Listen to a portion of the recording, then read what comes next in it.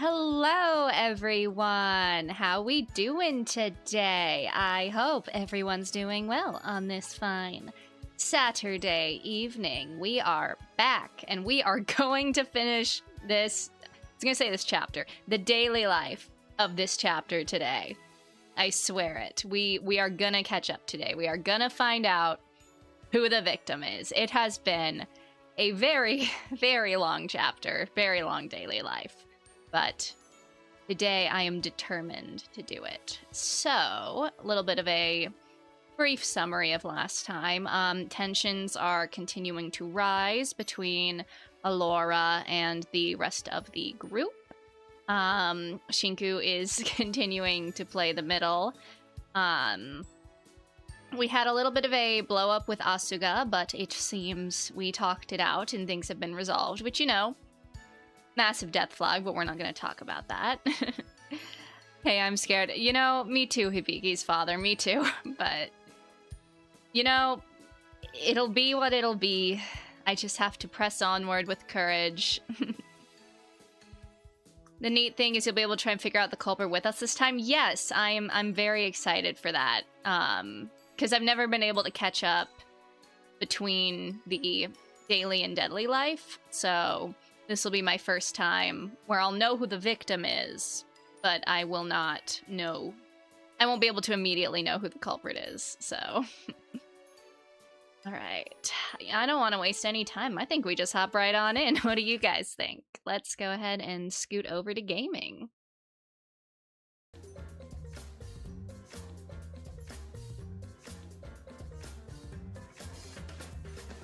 Alrighty.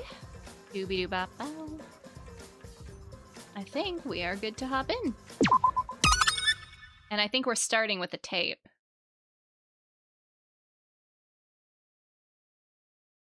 The Curious Case of Asuga Sentil, tape 6. Haha, that's so funny. Where's Lyra's tape? Ha ha ha. Because I've been theorizing the tapes take place after the murder, and I think the only characters who don't have one now, it's Fu, Lyra, it is Meanie, they did Shinku, they did Alora.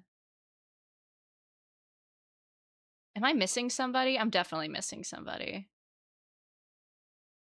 Or is it just Lyra and Fu? Anyway, please make your case for the jury.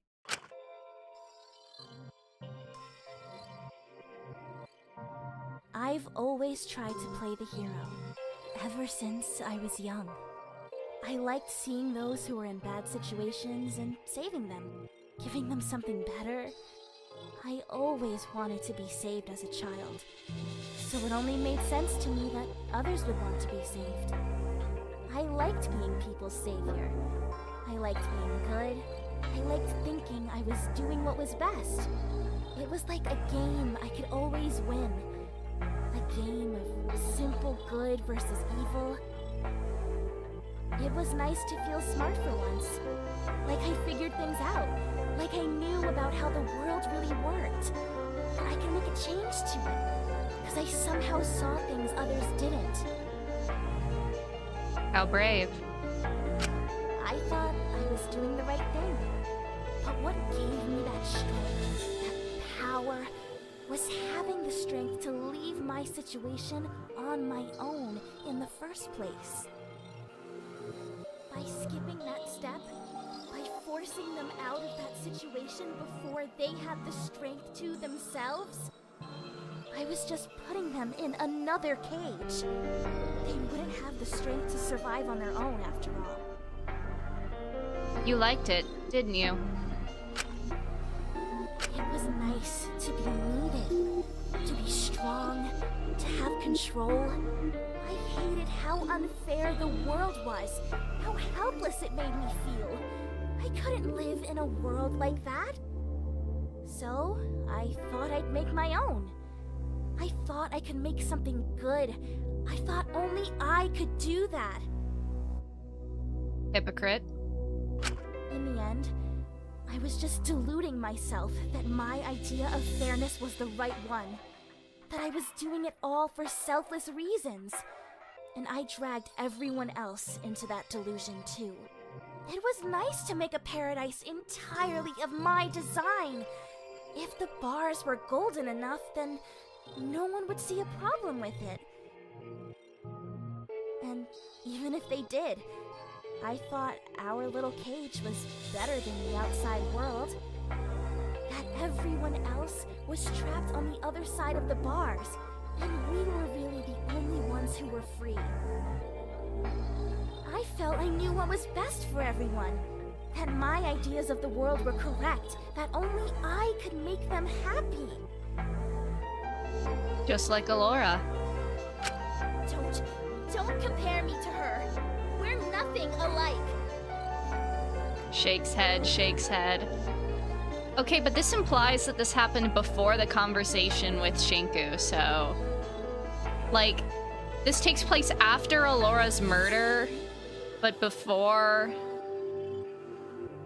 the conversation with Shinku, so I guess that gives us a window. I might be the biggest, most childish hypocrite in this prison, but I'd never go that far. Never in my life. I couldn't do that. I couldn't have someone's death on my hands. You prefer their lives. I just wanted to give them somewhere better. Or maybe I just wanted to save my own ego, make myself feel like I was good. I don't know. I wanted a family I felt safe in so desperately. I wanted to keep them together no matter what. Their lives would fall apart without me. That's hardly fair. I was so worried about things being unfair, people not being on the same level, about infighting if someone had more than someone else. But in the end, I was the one hoarding everything, reaching out for power, kicking anyone else down the ladder. I couldn't face it. I'd become the very thing I despised, so I just tried to ignore it. Push Taka away for what he'd done. It was completely different. See what I was doing as love, and what he was doing as abuse. Lie to myself that I was needed, that only I could do it. But her eyes. Takiko's eyes in the end. I could barely recognize her. I'd been so blinded by my own ego, by just wanting things to be easy, by not wanting to think, by just wanting to stay as uncomplicated and good that I never really met her. I never really knew her. And maybe by the time I even tried, I was just doing it to rectify my own stupid mistakes more than for her sake. It's like it's always been for me, putting on simple band-aid solutions to problems to not have to think about them too hard, to not have to think about my own actions, to just feel like everything's okay, everyone likes me, that I'm still a good person. But now I can never fix things, and I can't stand that. Brave, stupid Asuga. Why didn't she take my hand? Was she just scared to accuse me? I wanted her to grab it and run out of there with me. That wouldn't have worked. Of course not.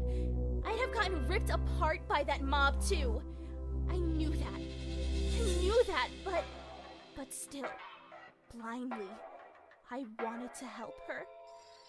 But she'd have known what would have happened. Of course she knew. So why? Why did she spare me after all of the wrong I'd done to her? She knew you could kill them. Why did she have that much belief in me after everything I'd done? Why does anyone believe in me? Are they really that deluded by my own self-centeredness? By my own unwillingness to address what I'm really like? Or do they really just not care about me in the end? You need to kill them. I know I do. Your wound won't heal until you do. It's just hard. I'm tired. I'm scared that I'll continue the same cycle, that I'll keep hurting people, that I'll do the exact same thing as before. I sure wish I knew what she was talking about. I, of all people, shouldn't have the right to live after what I did to everyone at my circus. Unless I'm just stupid and everyone I claimed to love. We know, and I'm just not putting it together. I just want to lay down and close my eyes. I just want to sleep and go somewhere simpler. I want to blind myself and go back to the familiar. But I can't do that. They'd hate me if I did that. So I have to keep on living. I have to live with all my might for their sake. I have to become someone they'd be proud of, even if it's hard. Someone who can really help all those kids at the circus.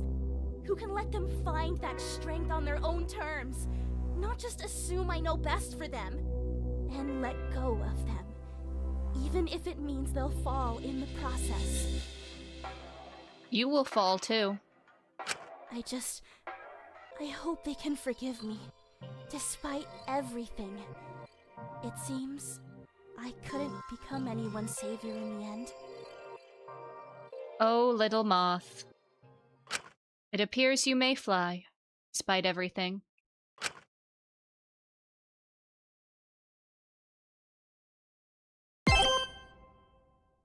Me too, top comment, me too. Considering my current state of hunger, I'd fallen asleep pretty easily the previous nights. It disoriented me a little. I hardly knew how long I had slept for. When I was awoken to a very strange, distant banging noise. Huh? It was different from the usual knocking, and I don't believe it was coming from my door. I should probably go into the common room and have a check if something was afoot. I'm sure it's fine. I'm sure nothing's going on. When I entered the common room, I was met with a slightly strange sight. Everything seemed normal at a glance, but I could hear banging from a cell in my row. Specifically, Ezekiel's. Did he get locked up again? Seemed to be a rock lodged into his door handle, preventing him from being able to get out. Zeke? Are you okay? The door's stuck. Let me out. Hey, come on. Huh. Okay, it's not Alora who did it then, because Alora, like, could actually just lock Zeke in the cell. I'm working on it. As amusing as it would be to leave him trapped inside, the rock's presence was a little worrying, so I approached it and tried to dislodge it. Zeke tumbled out of the door almost immediately after I managed to move the rock. Luckily, I was able to move out of the way before he could crash into me. He tripped over his feet, but almost immediately stumbled up. Who the hell locked me in there? Was it you? What? No. Zeke, what's going on? I don't know. All I know is I woke up and my cell was locked off and... Hey, you hear that? Hear what? I heard a quieter banging from down the stairs. Is someone else locked in? Let's go. They need help, now. I quickly made my way over to investigate where it was coming from, and lo and behold, there was another rock lodged in the door handle. Asuga! Hey, are you in there? Shinku, can you let me out? I'm on it already. I managed to dislodge it, and Asuga quickly stepped through, looking similarly panicked to Ezekiel. Thank you. I'll thank you properly later, but I've really gotta go. Asuga, what's happening? Both you and Zeke's cells were blocked off, and there's really no time to explain. He's already run off. I'm not trying to slow you down, I'm just trying to understand what's going on here. He got locked in as well? Yeah, same way you did. Guess I should have figured. Truthfully, I don't really know what's going on. I'm just a little panicked right now. I woke up because I heard some movement outside my door, but when I tried to open it, I couldn't. And when I tried calling out to see if anyone was on the other side, it was Lyra. You know, it's fine. We're not gonna worry about it. It's fine. Lyra, what did she say? Well...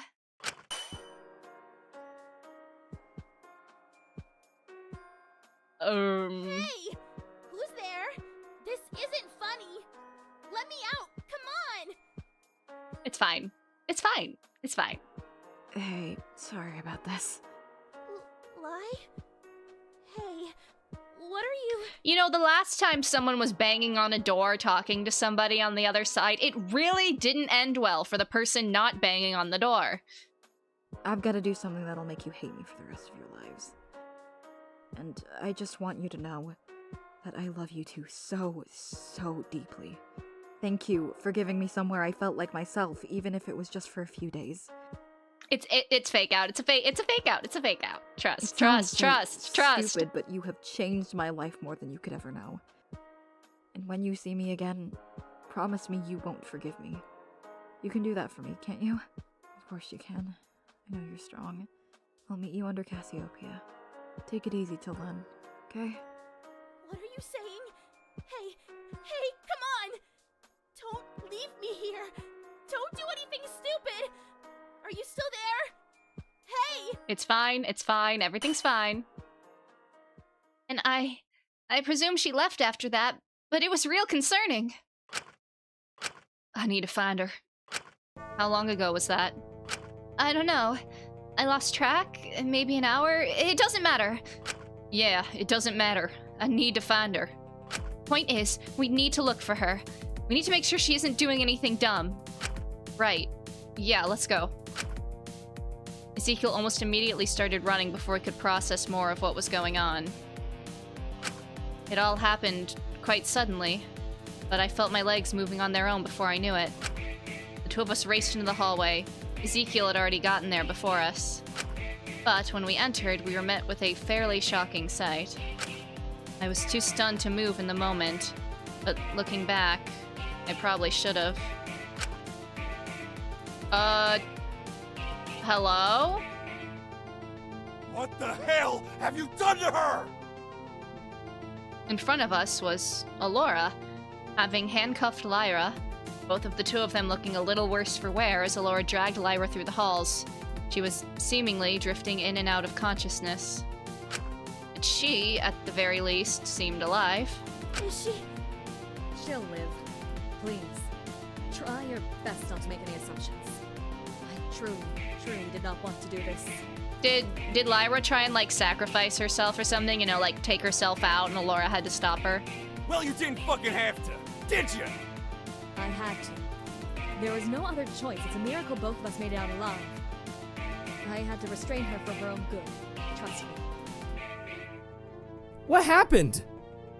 I was taking Chatelle to the showers this morning, since she cannot operate them on her own, and my warden position allows me to. I thought it would be best to get it done earlier in the day so we could all focus on our assigned labor. But while we were there, she attacked me. Why would she? After last night? She'd managed to smash one of the mirrors and was trying to use the glass to slit my throat. Yikes! I tried my best to restrain her without injury, but it was quite the struggle. I tried to grab her hair and hold her in place, but she used the glass to cut off the bit I was holding her by. Oh, the ponytail. At that point, I was certain she was determined to kill me, so I had to take more drastic measures to knock her out. I apologize. I promise you, once again, I did not wish to do this. It was to save my own life and hers. There is certainly no way she would have passed a trial with a murder that spontaneous. Please, I did this for everyone's sake. We'll see what Lyra says when she wakes up. I don't care what she did. Let her go. It'll be very interesting. Honestly, the most interesting thing they could do is have Lyra wake up and claim the opposite, essentially, that, like, Alora tried to kill her. Because then we'll have one of them's telling the truth and the other's lying, but we won't be able to prove who did it. I don't know. I don't think that's in Lyra's character to lie, so I don't know, though. I don't know. We'll see. I'm afraid I cannot do that for you. I'm going to be detaining her in her cell until further notice. I need to ensure that everyone remains calm and level-headed. No way. I'm not letting you do that. I believe it's necessary. I promise you I will not hurt her further. She will be let out once we know for certain she's no longer a threat to herself and others. I could tell by the way Zeke was acting that he was very ready to jump Alora for this. I think she could tell too. I would advise against any sudden movements, Ezekiel. Especially if you want her to be let out anytime soon. Oh, I know you're not doing this. I don't care. Lock me in there with her if I'm such a risk. I don't think we can afford having any less hands around the prison, especially if more physical conditions are applied to it. Wait, Zeke! Don't! Don't leave me alone, come on! If you're both locked in there together, then it'll be harder to get the two of you out. In a moment of shocking calmness for Ezekiel, he unclenched his fist and instead opted to glare daggers at Alora. You will let her out tomorrow. That's a promise. We'll see. Depends on how sensible everyone is about this. I'm taking her to her cell to quarantine her. You all go to the canteen. We can discuss this later. How the hell can we trust you not to hurt her further? What would be the point? We'd all know it's her. Precisely. I can promise you I will not do any further harm to her. I'll be in the canteen soon. We can discuss what to do with her there. I'll see you all there. Alora tugged Lyra back down the stairs to the cell, Ezekiel clearly holding himself back from attacking her here and now. We all stood a little shocked in the hallway for a while after she left, unsure what to do. Fuck! We knew something like this was gonna happen. God damn it! Zeke, your bias is showing so hard. Do you think she really did it? Huh? Do you think Lyra really attacked Alora?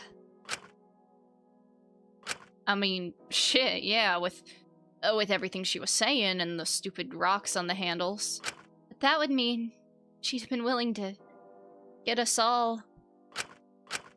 It doesn't matter. What matters is she's alive, and we're gonna keep it that way. But what are we gonna do? I feel like attacking Alora will just make the situation worse. I guess at least she was willing to negotiate? It seemed to me like we were gonna discuss what to do with Lyra at our meeting today. I don't think anyone wants her to be hurt, even if she did do what Alora's claiming. At least it's unlikely Alora will do anything more to her. It'd be too obvious. Kill her? Yeah, no, she's not gonna do that. But I can't imagine whatever she is gonna do will exactly be sunshine and rainbows for La either. I guess the only way to really know is to sort things out at the meeting. Hopefully it'll work out. Yeah, we should probably go. I don't like leaving her in Alicia's hands, even just for a bit, but... Look, I guess it's all we can do. We all made our way to the canteen where Ismini had been cooking breakfast. She was meant to be doing it with Ezekiel, but given he was locked in his cell, he couldn't exactly help. We explained the situation to her, and she was rightfully apprehensive and a little bit shocked as we all sat down to breakfast. Felt like every second waiting for Laura to come back took hours, but eventually, she entered the canteen herself. And I think almost instantly, she could feel everyone's eyes on her. I just hoped she was telling the truth. And I hoped even more so this wouldn't lead to a bigger spiral. Despite everything, I really did want the best for Alora. Girl. I'm sure you all have a lot of questions, but I believe I've explained the situation best I can to everyone. I'm uncertain what Chatelle's motivations are for attacking me. But for her sake and everyone else's here, I'm not too keen on keeping her quarantined permanently.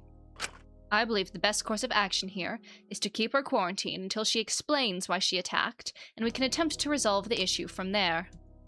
Rest assured, she'll still be provided with her daily dosages and meals. Is that satisfactory for everyone? I suppose I'm still trying to wrap my head around it. It's just quite the shock. It was bound to happen eventually. Typically, 5 or 6 days after a motive gets introduced is when the conflicts start to reach a breaking point. I'm just glad no one was seriously hurt. She was still knocked unconscious. Can't exactly do that lightly, can you? It was the best I could do considering the circumstances. Let me reassure you, I did attend to any damage or injuries she sustained. My primary goal here is keeping everyone alive. That has not changed. All I wish for here is for everyone to be safe. Quarantining her seems to be the most appropriate course of action. I hope we can all understand that, even if we are not happy with it. Maybe we can try and ask her later today what happened? I think she'd be more willing to explain to us. That's not actually a bad idea. I'll have a think about it, but currently, I'd like to focus our priorities on our assigned labor for today and any issues that may arise from whatever condition we have to select. Yeah, say we all you lack. Doesn't seem you take much of our input on anything. Just as if on cue, Mononeko hopped on the table as Fu walked into the room, observing us from afar. Phew! Exciting morning, huh? Things are really kicking off here. Wonder how many more of these conditions you can take before it's more than just Scrunchy who's snapping. My bet's on Bowhead. Lost too many people not to. No way. I've still got people I don't want to lose, no matter what. I'm not gonna rule... See, I can't rule anybody out as like, oh, they would never kill someone. I think under the right circumstances, anyone in this cast would murder, except like, probably Alora. I think Alora is the one character I cannot see committing a murder again. Or if she did, she'd probably confess. Like, I just don't think. Well, we'll see if your resolve stays just as strong after Alora picks her decision for today. What are the options? Dun dun dun dun! You can either choose to have all of your taps and fresh water shut off until the next murder. That's pretty bad. What? That's ridiculous. Or have all the electricity in the prison completely shut off until the next murder. I mean, I think you gotta go electricity, right? If you don't have water, like, you will die within, like, what is it, like a week? Probably less than that. It's like a few days. Granted, I guess you could get, like, some supply. You would have to try and find, like, a filtering system or something for, like, maybe the sewer water, but you could probably last a while based on the water you do have, but, like, I don't know. I feel like you gotta go no electricity. What? That's no fair. These options are stupid. There's no right one. Well, there wasn't really a right one for the previous decisions either. Just the one you picked. This is quite a severe step up for the previous options, though. Tricky decision, huh? Well, it's pretty fucking obvious. Can't live without fresh water. Yes, but cutting off our electricity would mean completely cutting off our heating, our ventilation, our fridges and freezers. All our frozen food supplies would be gone, but more importantly, namely all medical supplies we need to be kept cold would be gone. Namely, the frozen antibiotics are the most effective ones we have. Do not want to risk that given Sentiel's current condition. Furthermore, if the frequency of attacks increases, I do not want to risk losing supplies we may need to treat life-threatening injuries. But I'm gonna be fine. I don't need any antibiotics or anything. Well, best to be safe than sorry, Asu. Not only that, but since we lost access to our incinerator, once everything in the defrosting fridges and freezers went bad, we'd have no way of disposing of them safely. And lack of ventilation would mean likely the air quality within the prison would decline extremely rapidly. I suppose I never thought of things like that, but she was making valid arguments. See, that's the thing, like, we at least do have a lot of water. It's not clean, but you could like, filter it. It's just a matter of, like, is it enough? We're gonna run out eventually. But is it better to try and hold out on the water we do have, much like the food? Or,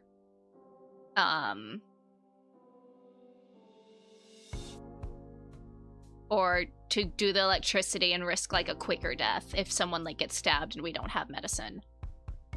I wonder... I don't know. With water, they only specified the fresh water would be cut off, meaning the pond water in the courtyard and those waterways would be completely untouched. I don't particularly want to drink sewage water. Odds are you've already been drinking it. It all self-filters and cycles here. Precisely. By the time it gets to the courtyard, it's already gone through some of the filtration process. I do not mind manually doing the rest of it myself. I'm more than capable of making water potable. Additionally, after my experience with Chattel in the showers this morning, I've come to understand that it does hold certain risks. Namely, it's very easy to slip someone over on the wet floors there. Guess that's how Lyra was able to get a grasp on her. So what, we going with water? Seems like the most manageable option, all things considered. I'm sure no one has any objections after I've outlined the risks. Everyone remained relatively silent. Good. We'll choose to cut off the fresh water then. Alrighty, no more fresh water for you. If that was today's one, I'm a little worried how bad tomorrow's will be. We'll get to that when we get to that. I'm sure you kids will find a way. Or convince yourselves you will and struggle your way to a solution that'll never come to you. Either way, I'll have fun watching you do it. I gotta say, I'm impressed with I'm impressed today was the first day you guys bit the bullet. I thought one of you would crack way earlier. Oh well, I'm sure it'll be soon. The conditions only get more fun from here. I'm not sure I like your definition of fun. I'm not sure I like your face, but I still endure it. I think Shinku's personality is a much worse trait than his face. Anyway, wow, holy voice crack. Gotta take a sip of water after that one.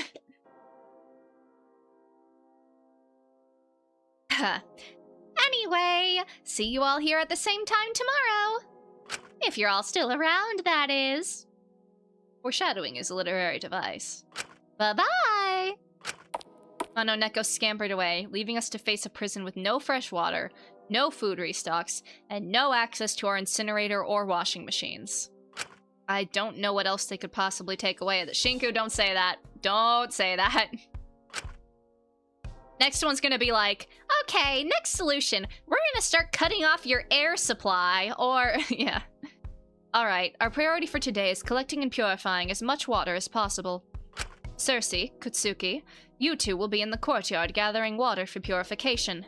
Bottle or store as much of it as you can, and then bring it to me in Lab 2, where I'll do what I can to make it drinkable. Working with Izmini? I wasn't sure how she'd feel about that, but at least we were able to make breakfast together the other day. Still, I was a little apprehensive. We'd hardly talked since everything that had happened. I hoped maybe I could use this as an opportunity to find the strength to apologize. Santil, Elias, you two will also be in the courtyard. You will be on crop maintenance duty for today. Wait, but then who's gonna be with you? I suppose I could just be alone today. No way. Everyone's gonna be with someone. I don't want anyone without any eyes on them. I can watch her if you'd like. No, absolutely not. He's the last person we should be trusting with anyone. Come on, it'll be like old times again. You know, it does help me a lot if you you know it does help me a lot if you kill each other. But only if it's satisfying. Hell, it's the reason I stole those blueprints and coincidentally remembered the tapes in the last trial. How anticlimactic would it have been to have you all died that early on? Couldn't I accompany Alora and leave Shinku, Asuga, and Ezekiel in the courtyard? I do not want anyone wandering the halls alone right now. If I left them as a trio, either Kutsuki would be alone transporting the water to me, or someone would be left alone in the courtyard while the other two transported the water. I'm content to have Fu monitor me if it would put you at ease. It just seems a little counterproductive for him to be helping us here. God forbid I want to get a bit involved. Don't you guys remember when we were friends? No? Well, we could have been friends. You made it more than clear that we weren't. That stuff's in the past. You want my help or not? I mean, he did help us set up the farms. I don't like it, but it's better than no one. All this would be a lot easier if you just let Lai out, though. I'll have a think about it. But we should get on our tasks sooner rather than later. We cannot survive nearly as long without water as we can without food. I'd like to make sure we have a good supply secured as soon as possible. We'll reconvene here in a few hours. Thank you once again for your cooperation. And I apologize for not having any compensation prepared today. I was going to sort something out this morning, but, well, I got a little disrupted. Let's just get this over with. The four of us made our way to the courtyard. It was weird. We'd been seeing each other constantly at those meetings, but strangely enough, without Lyra, it felt weirdly intense. Maybe it was just the atmosphere of the day at large. Even so, I tried to comply for now. I just hoped she'd let us talk to Lyra soon, and we could get some answers on why she attacked Alora. However, I don't think the others were half as willing to sit by and keep their heads down as I was.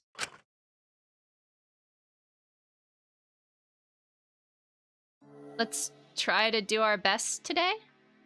This is ridiculous. We're not just seriously gonna sit here and do what she says, are we?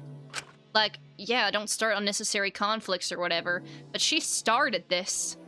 Well, if her story is to be believed, then Lyra did, but don't be imbecilic about this. You try and do anything rash, you'll likely just end up locked up with her. Wouldn't mind that. At least I know she's okay then. Yeah, for real. Being in the dark about this is not fun. I don't want to sit around and just watch a friend get hurt again.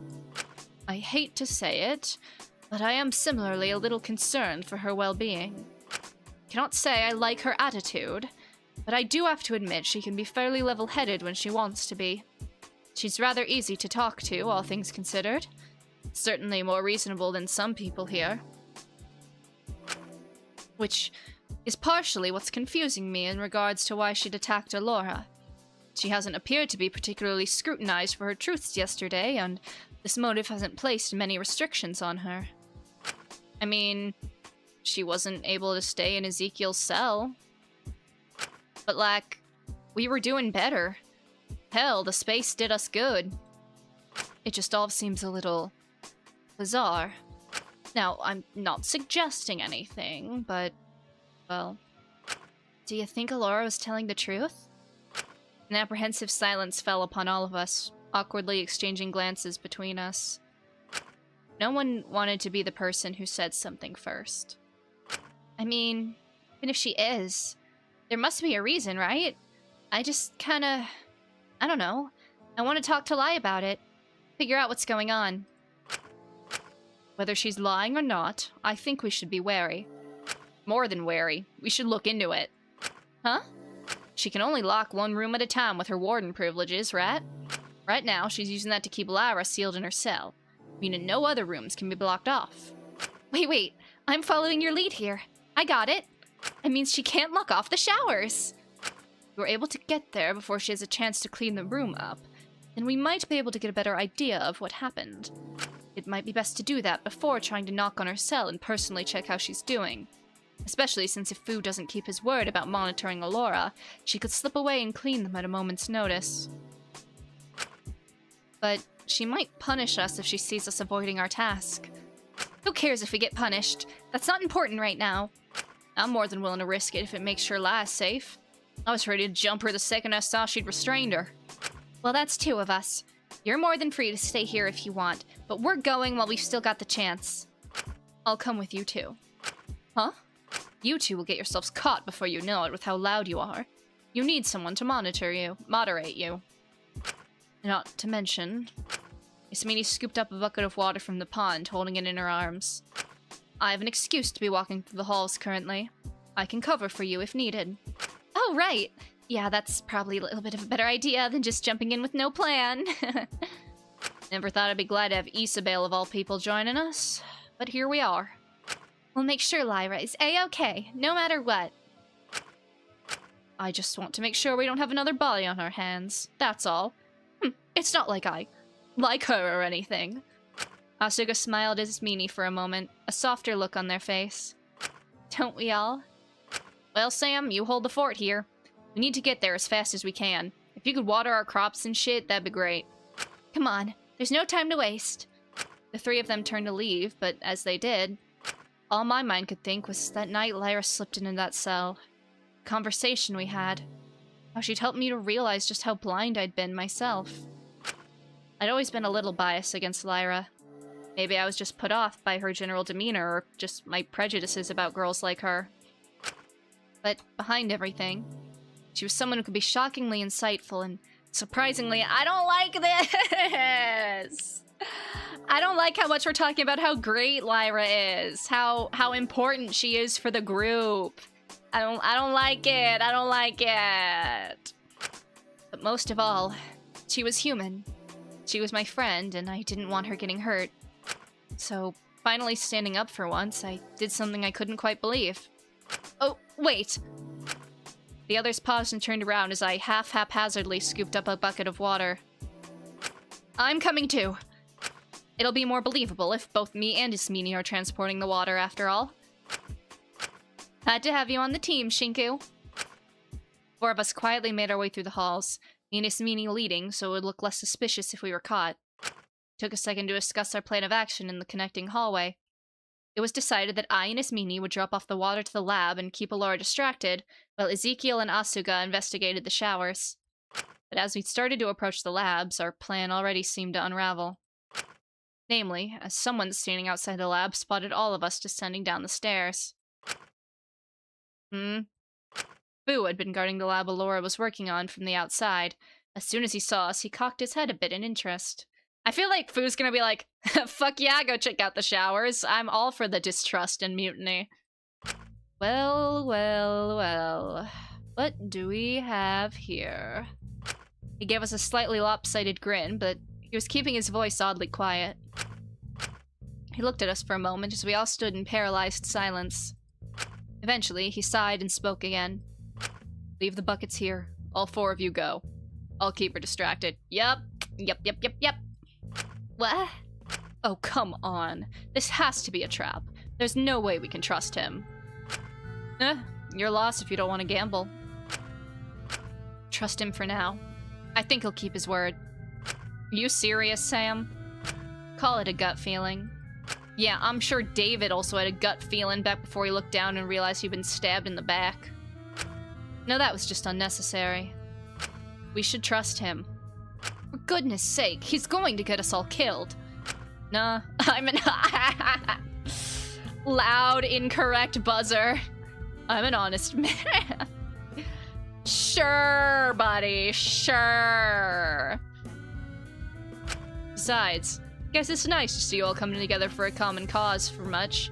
Feel a weird sense of pride to see you all like this. Ew. So true, Asuga. You must care about her a lot, huh? Who knows? If you keep up like this, maybe she'll finally see it too. What do you mean by that? If we talk too much out here, Alicia's gonna overhear. Let's just drop the water and go while we still have the chance.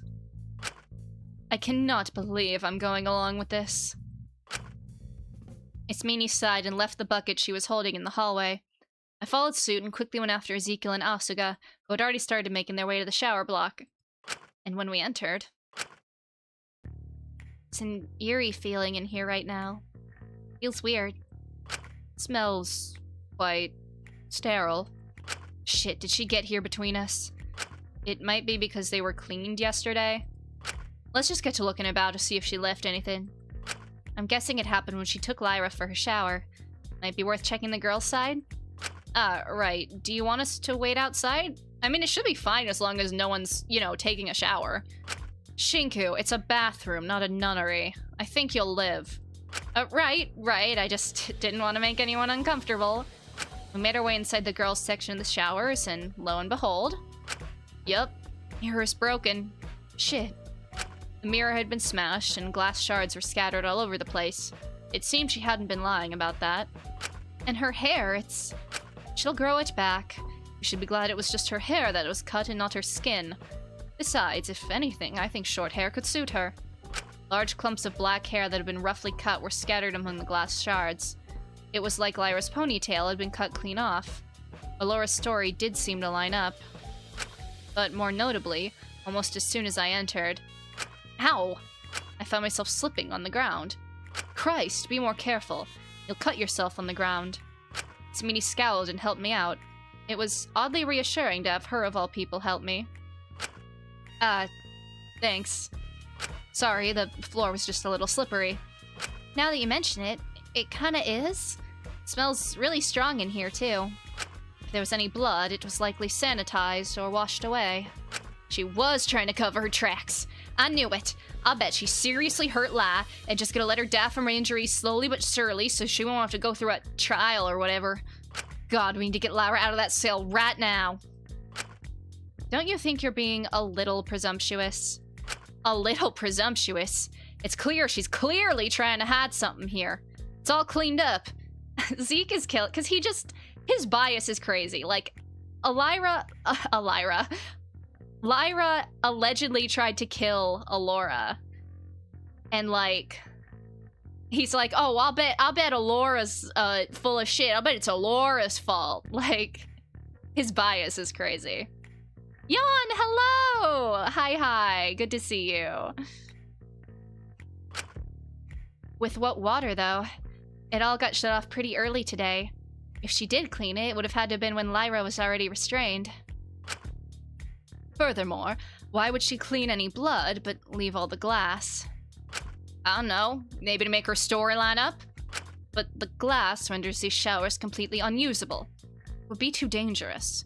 Given her current priorities, if she'd clear anything, it would be the glass. Someone could easily use it as a weapon, just as Lyra did on her. From everything I'm seeing, she definitely wasn't lying about some sort of fight happening here. But still, can anyone smell that weird burnt smell, or is it just me? A little, but I can't figure out where I'm smelling it from. Might just be the vents filtering it in from another room. If Alora is prepping for distilling water, then no doubt she has some kind of open flame.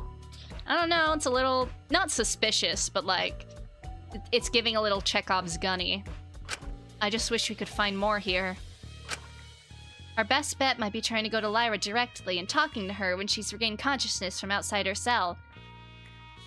We're gonna start suddenly hearing like a ticking noise or something. I'm like, what's that ticking noise? And we're just gonna find out there's like bombs in here.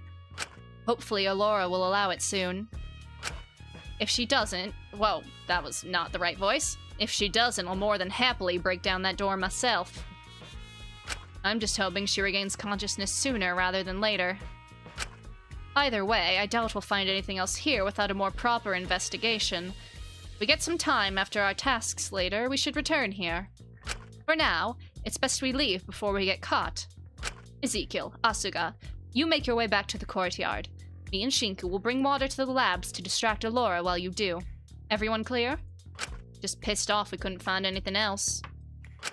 We'll look again soon, I promise. Right, yeah, I really don't like not knowing if she's okay or not. Trust me, I don't either.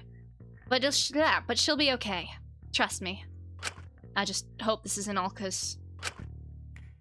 Never mind, we'll talk about it later. On that note, we made our way out of the shower block. But as we did, it appeared maybe I should have listened to my earlier gut feeling, as the person who greeted us was... What exactly are you all doing here? Well, that didn't go great. And the OST before the war, you know, it's fine. It'll be fine, surely. For Christ's sake, I knew we shouldn't have trusted Fu. Hey, come on, I tried my best. You certainly did. I found it a little suspicious how much you were talking. I'm a little concerned you are all so distrustful of me that you perceived trusting Wang as a better option, but I digress. Can you blame us? God forbid we want to make sure our friend isn't 6 feet under. You saw she was alive earlier. I do not really know what you were trying to accomplish here. I suppose we just wanted to verify your story. I have no reason to lie.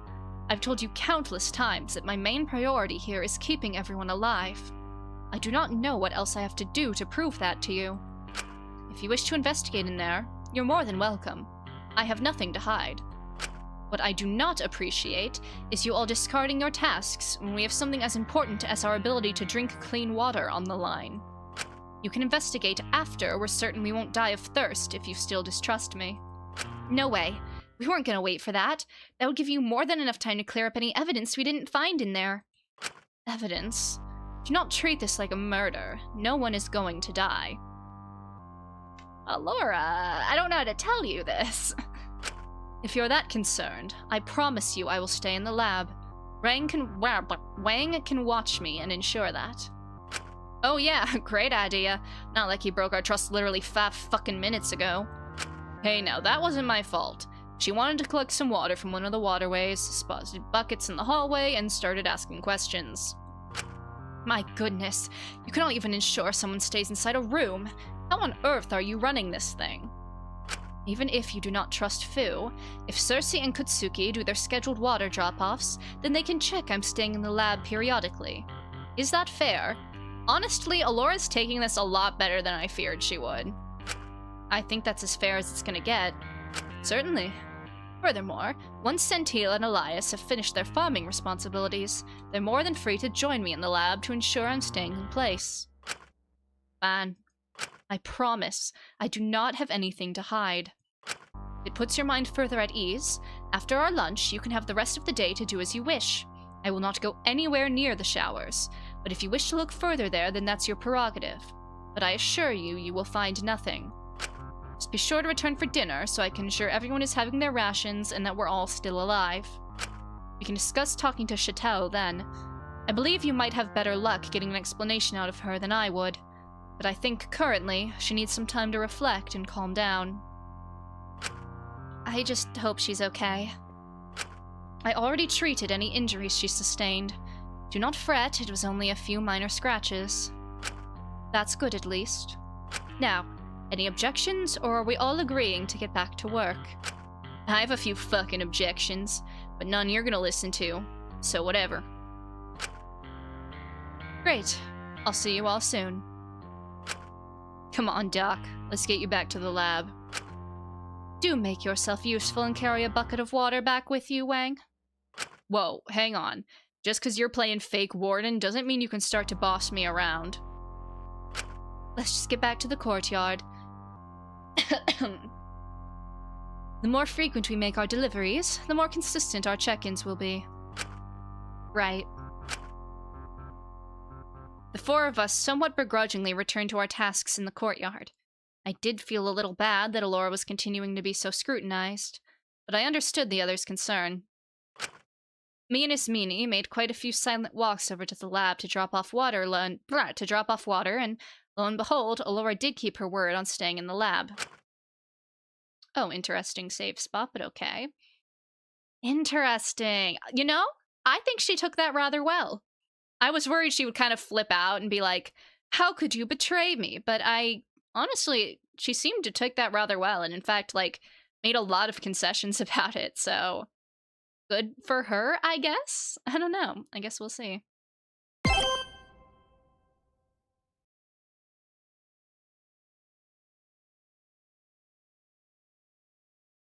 Eventually, we all reconvened for lunch, but no one really said much as we ate. The previous days had been tense, but the meals today were something else. After we dispersed, we were given the rest of the afternoon to do whatever we wished, just as Alora promised. I made my way back to the cells after a while, and went to enter mine. But as I did, I was met with someone standing outside the locked door to Lyra's cell. Probably Zeke and or Asuga. Hey, Ly? I don't know if you're awake right now or not, but if you did do it, no matter why you did it, we'll hear you out, okay? We're not gonna drop you because of it. No way. Well, she did say, next time you see me, I hope you don't forgive me, so, I don't know. I don't know if she's gonna, like, be happy that you're like, oh, we totally forgive you. Not that I'm saying they're wrong for doing that, but I don't think she's particularly gonna take it well, you know? I guess we'll see, though. We just want to make sure you don't do it again. Because, you know, it would really suck to lose you. And I don't want to be stuck with and I don't want to just be stuck with Zeke when we're out of here. No way. Without you to knock him down a few pegs, who knows how he'll get. I guess I'm not really the one who gets to talk about that or anything. But whatever it is, we won't judge. I don't think it makes you a bad person or anything. It doesn't really change who you are either. It's just a pretty bad situation for all of us, you know? It is interesting. Like, I know I was talking about how bi Zeke was earlier, but it's interesting how willing to forgive Asuga is of Lyra's alleged attempted murder when she's obviously, like, so not willing to let Taka's death go. And I'm not saying, like, they should be willing to let Taka's death go or they, like, shouldn't resent Alora for it, but when it's someone that, like, she likes more, obviously, she's a lot more willing to forgive. But any hoodles. So, when you're ready to talk, I'm here. And I'll properly listen. I promise. Asuka lingered in silence for a moment before perking up again. Oh, and don't worry too much about your hair. If anything, maybe this will even it out from the time you accidentally chopped half it off when you were drunk. I actually know a whole bunch of short hairstyles as well, so we can find one that'll fit you when you're let out again. Just between you and me, I think you could pull off Zeke's hairstyle way better than he can. Damn. But let's not go with that one. I don't think we need any more Zekes running about. Anyway, we can figure it out when you're out. Maybe we could have a sleepover or something. Just focus on getting some rest, okay? Sorry if I interrupted you or woke you up. I was waiting for Zeke to be ready and just thought I'd check in on you. Just hope you can hear me through the door. I felt a pit in my stomach as I passed by. I was about to just not say anything and put my head down, turn to my cell. But as I put my hand on the door handle, something compelled me to stay for a second. I found myself walking to where Asuka was standing, and I spoke myself. I hope you're okay. Even if you would, we're not going to make fun of you for making a stupid decision. Only you can decide what to do from here. Just don't keep repeating the same things again. You and I both know you're better than that. But no matter what reason you had to do it, give yourself as much grace for it as you give others, okay? We're all only human after all. I'm only human after all. Yeah, we all are. Asuka smiled at me as I made my way back into my cell, bumping into someone leaving my cell as I tried to enter. Ow! Watch where you're going. Oh, shit. Zeke? What on earth are you doing in here? Nunya? Zeke, we're not doing this. Quite beside myself, I grabbed his shoulders. Even if I don't like you, I'm not letting you go back to being this childish. Come on, you don't want to act like this. I don't want any of this to be happening. I want to know Lai's safe. That's all that matters to me. If I have to go back to being the worst fucking person in the prison that everyone hates just so Alicia lays off her, then that's what I'll do. She's always had more of a right to do better than I ever did. Come on now. I don't think she'd want you to get yourself in trouble. If you ask me, doing what you can to make sure your friend is safe doesn't make you the worst person in the prison.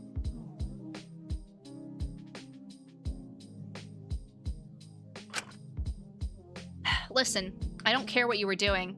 I just want to know. Trying to do something to, like, get Alora mad enough at him that she locks him up instead. I was trying to use your vent to get bobby pins into her cell. Give her a chance to maybe lockpick her way out of there or something. I tried my own vent, but I don't know if it connects to her cell. I'd rather be safe than sorry. I don't know why you didn't just explain that to begin with. I wouldn't have had any problem with that. Because you're always so quick to judge me. You just decide everything I do is bad no matter what the hell it is. Well, you kind of treat me the same way. Huh. Guess I do. Zeke paused for a moment, looking away. Well, whatever. I need to get going. Me and Asu are going to investigate the showers again. See you at dinner, Zeke. Yeah, whatever.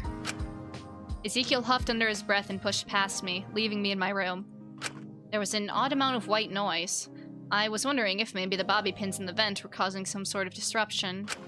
They might have gotten caught in fans and they might have gotten caught in the fans or something. I doubted Ezekiel was too thorough with trying to get them through. It was nice to see him helping, though. Again, we're talking about, like, oh, what's that weird burning smell? Oh, what's that white noise? And we're always just kind of brushing it off, but I'm sure that's gonna be relevant. Maybe this whole time I'd underestimated just how strongly he cared for Lyra. I don't know, I think he's been pretty apparent about it. I guess I could never really know what things were really like between them. Beep-a-doop, beep-boop. Easy now. Alright, there we go. Oh, voiced. Cool. Oh my god, I told Oh, chapter 2. Drink that much. I'm gonna be sick. Okay, so this is a flashback, yeah. Oh, don't throw up on my sheets again. They were a bitch to clean the first time. If you hate dealing with me so much, just kick me out of your room already. No way. Come on. Stop talking nonsense, Easy. I'm serious. All I do is mess things up. Just cut me off before I damage something you really care about. If I cut you off, you will damage something I really care about. What's that? You really gonna make me say it? Good lord. Don't say it's me. That's corny as shit. This is sickening. Oh, shut the hell up!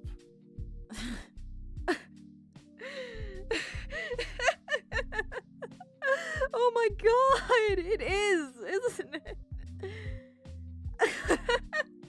That's... oh my god. What have I done to you? What's so funny? You really think I'm something worth putting all that emotional stock into? Wow. I knew Shinku had deluded himself into thinking I'm someone who could be fixed, but I didn't think you'd fall for it too. The hell are you saying? Getting attached here is like a death sentence to you. Do you seriously think that I won't jump the fence when someone seems like a better option? When you can't give me food or alcohol or my dose? Of course I will. I always do, no matter how kind people are, no matter how much people care about me. I can't accept it. I spin their face and walk all over them, and I'm a horrible, manipulative woman, and I use you. Like I used everyone. Just drop me before I leave you, and you end up hating me. I'm not anyone you should coddle or help or... Hey! Cut it out! Shut up! Don't hold me so close. I can't do this to you too. I care about you too much, and that's terrifying. Get away from me! You're just gonna end up hurting yourself. Then hurt me. As much as you'd like. God damn it, Lai. Stop. Stop saying all these things about yourself. Because, to me, you're way better than I'll ever be. And it pisses me off you can't see that. And if you're all these terrible things you say you are, then just how shitty is someone like me? Stop giving yourself shit for being human, Lai. That's stupid. I'm glad this scene's voiced. I feel like this is a pretty important scene, so I like that it's voiced. And of all the fucked up people here who got dealt a god-awful deck, you've done pretty goddamn well with the cards you were dealt, if you ask me. I can't stand the idea of you eventually hating me too, of hearing you say all the things I already know about myself. It would mean more coming from you. You're too kind to me. I don't deserve it. I'm sorry. Well, the world's not been all that kind to us. So I thought I'd just make up for lost time. Even if the world's shit, it becomes somewhat not completely unbearable when you're with people who aren't half bad. You know? One of these two is cooked, aren't they? There's no chance both of them make it out. But I don't think you can do that forever. People come and go. If the world's only bearable when you're with people, how are you meant to stand it when you're alone? Guess I won't. Oh, no, you're being ridiculous. Shut the hell up, yes you will. Nah, I think I'm good. You will, or else I'll never forgive you. I'll go to your grave and laugh at you, tell you what an idiot you were for not being able to find enough good within you to stand to live alone. Especially because, to me, it's quite obvious. I mean, look at what you're doing now. Well, I wouldn't mind you laughing at my grave. At least you'd still be thinking about me somehow. And as long as you're still thinking about me after leaving, if I still have some impact in your life, if you're still reminded of me, then I win. You're an idiot. One day you'll see just how stupid thinking like that is. Let's just get you to bed. Come on. This is giving like in anime when a character's about to die and you see their flashbacks of like, oh, all their happiest memories. Like, it's actually over. It's so over. Ren was right about you. You really do still have a lot to learn.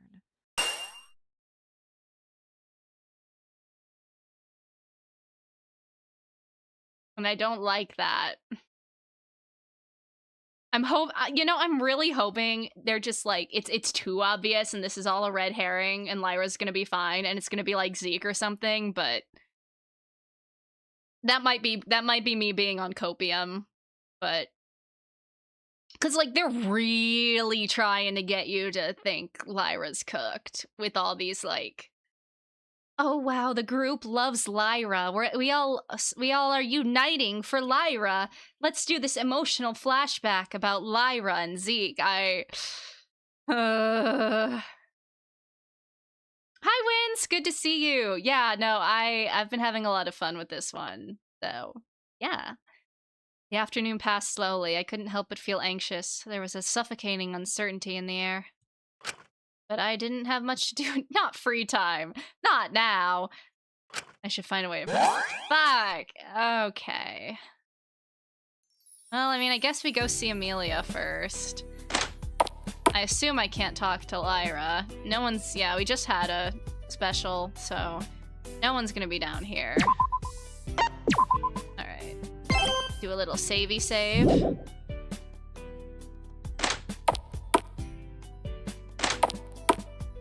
Oh, is she not? Oh, she's up here. Okay.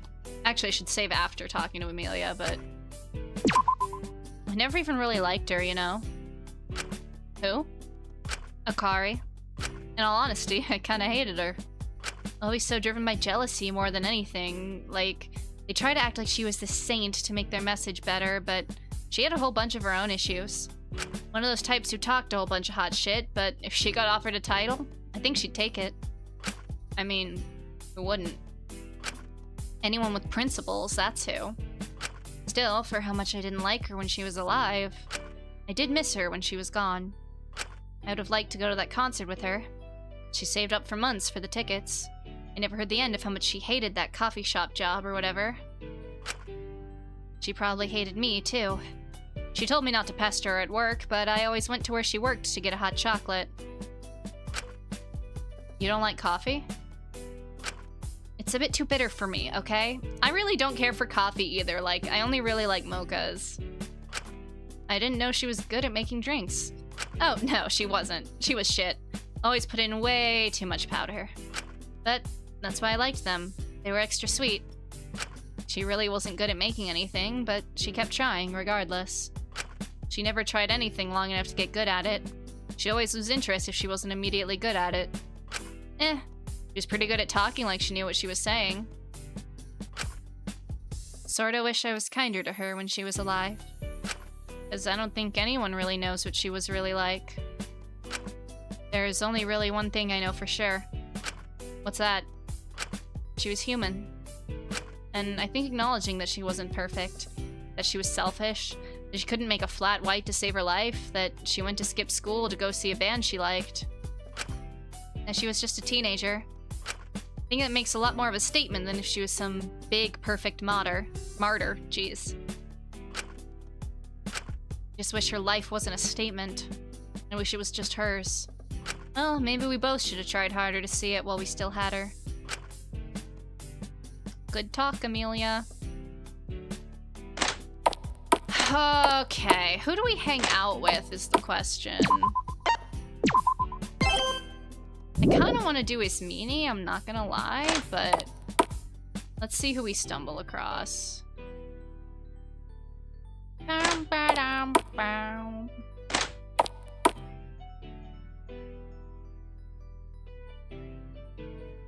Because, like, it's what? It's Mini, Asuga, Fu, and Zeke are our options right now.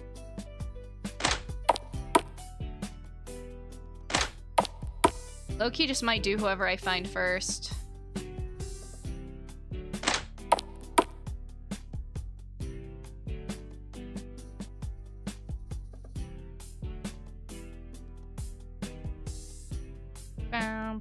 Actually, you know what? There's 4 people. YouTube options. 2 polls. Oh, you can't hang out with this meanie? I guess that would make sense, like, story-wise. She doesn't want to talk to Shinku. We'll do a poll, though.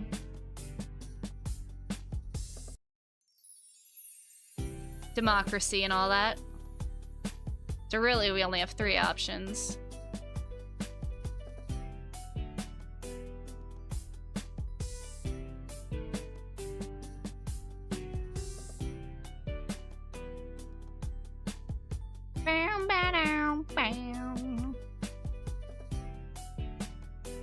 I'll give it a little bit.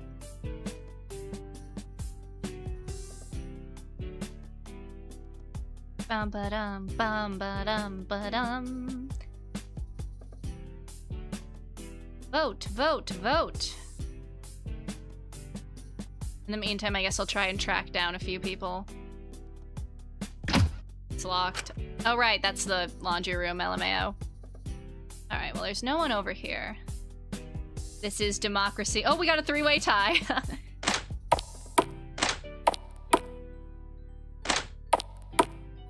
Okay, there's this meanie, but we can't talk to her. Very ironic. Alright, I think I covered this entire side.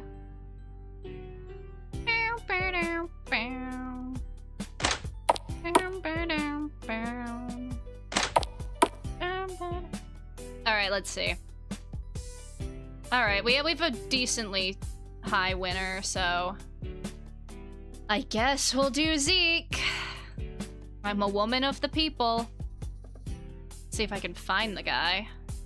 I assume Alora's gonna be in the lab, yeah.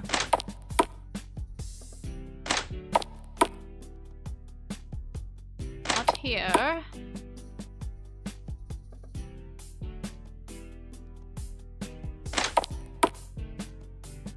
He's not here either. Hello, Zeke.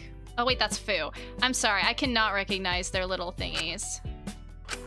No, you didn't win the poll. Something something content. I am reading this, but I'm just not reading it out loud. Ooh, if you could call anyone, who would you call? Who would you call? It isn't about me, I'm curious. Yeah, that makes sense. That she was right all along. I think that's enough about me. No, I don't want to talk to you.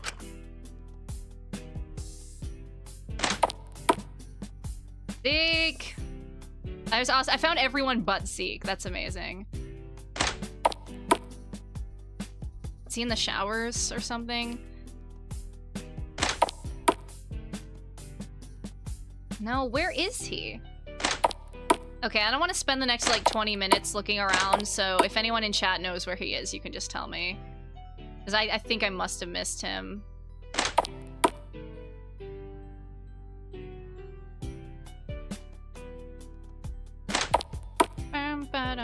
Bum. Unless he's, like, in the cells. I guess that's the only place I didn't, like, thoroughly inspect. You'd think by now I would, like, maybe know who's in what cell, but no. Asuga and Ollie. Did I just see him? Where was he? In the shower? Was he actually in the showers? Oh, there he... How did... You know what? We're not going to talk about it. Come on, there's got to be something here. Find anything else, Zeke? Shit, I didn't save. Okay, I mean, I did save, but not after Amelia. So, we'll just hope I got this right. Not really, and it's pissing me the hell off. At least if Alora's story holds up, it means it's unlikely any harm was done to Lyra. That's something at least, right? It just can't be right. Something's off about it, I know it. Why the hell would she try to kill anyone? Herself. Especially after. Is everything okay, Zeke? Yeah, it's all good. Today's just weird as hell. I'm on edge and all that shit. This whole situation is stupid as hell. Even if she did attack Alicia, then it's not like she's gonna try again. We don't know it was her. I suppose it might be more for her own safety, more than ours, that she's being kept in her cell. God damn it, dinner needs to come quicker. Excuse me, I need to see her again. I need to make sure she's okay. Ask her what the hell happened. Because no matter what you think or what we found here, I don't believe a word Alicia's saying. Something's off about her today. Just tearing this room apart looking for small details isn't going to do you any good. If anything, you might accidentally break or obscure anything here that might be important. Ugh, I know. I need to stop, but the second I stop, I get in my... Sorry, I just had a thought. That's ridiculous.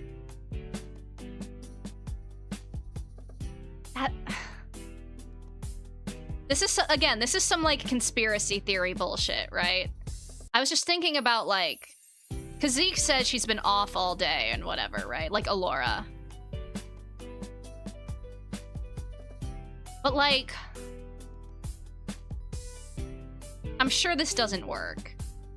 But if we go with the already kind of crackpot theory that... Alora and Lyra are, like, twin sisters... And I thought it was weird that they specified they cut off her hair. Sterile bleach? Because they were talking about how sterile it was. If it was bleach, right? Then if we if you quote unquote cut off Lyra's ponytail, she and Alora would have like a similar hairstyle, right? And if like there was bleach, then maybe Lyra, like, bleached her hair. And Lyra could be Alora. Like, they swapped this morning. But I don't know how she would sound different. Like, I don't think they have the same voice. Or, like, the exact same... I don't know, I guess... I don't know.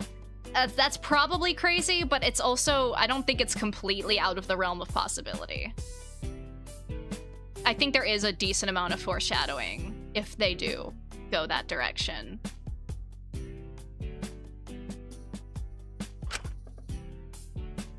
Yeah, sure, we'll distract you, I guess. Huh? If it'll help, I can stay and talk to you for a bit. Might help you keep your mind off things. Help dinner come quicker. Yeah, I guess... that could help a bit. Why not? Alright, very well then. I'd never enjoyed Ezekiel's company. I couldn't quite recall any time I'd had an entirely pleasant conversation with him prior to his crime reveal. But in comparison to what I assumed my conversations would be like with him now that he'd become even more egotistical and obnoxious, I feared they would seem almost friendly retrospectively. Well, well, well. Finally ready to man up and get your shit together, Sam? Excuse me? Why else would you be talking to me now Isabel's tossed you aside? It's not like your sorry ass enjoys my company. You're too much of a pussy to deal with the hard truths I gotta hand to you.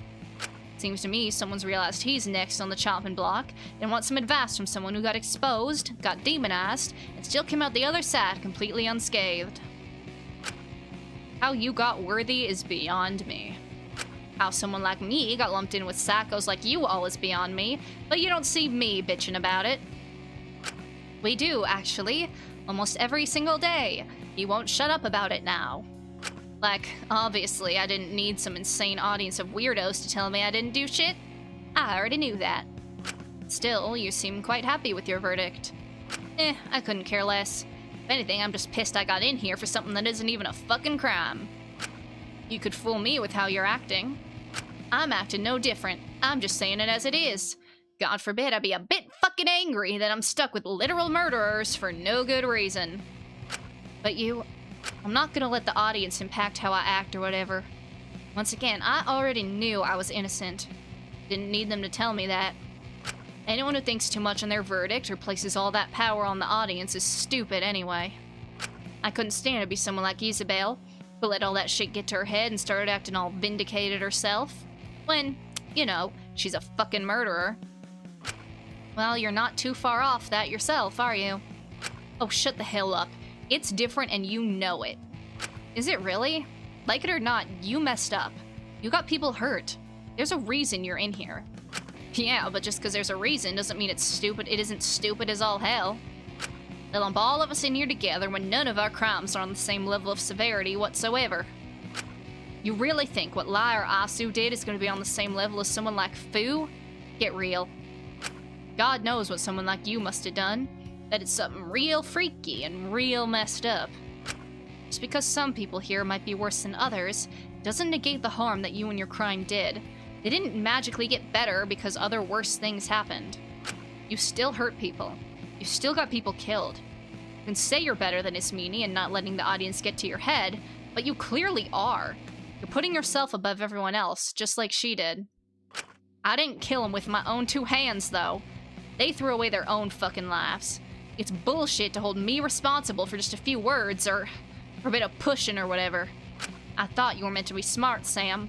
Clearly you're stupid as all hell if you can't realize that I didn't kill them. Peer pressure isn't a goddamn crime. It's just what everyone does. What I did was stupid, and those who died trying to follow me are stupider. You really don't get it, do you?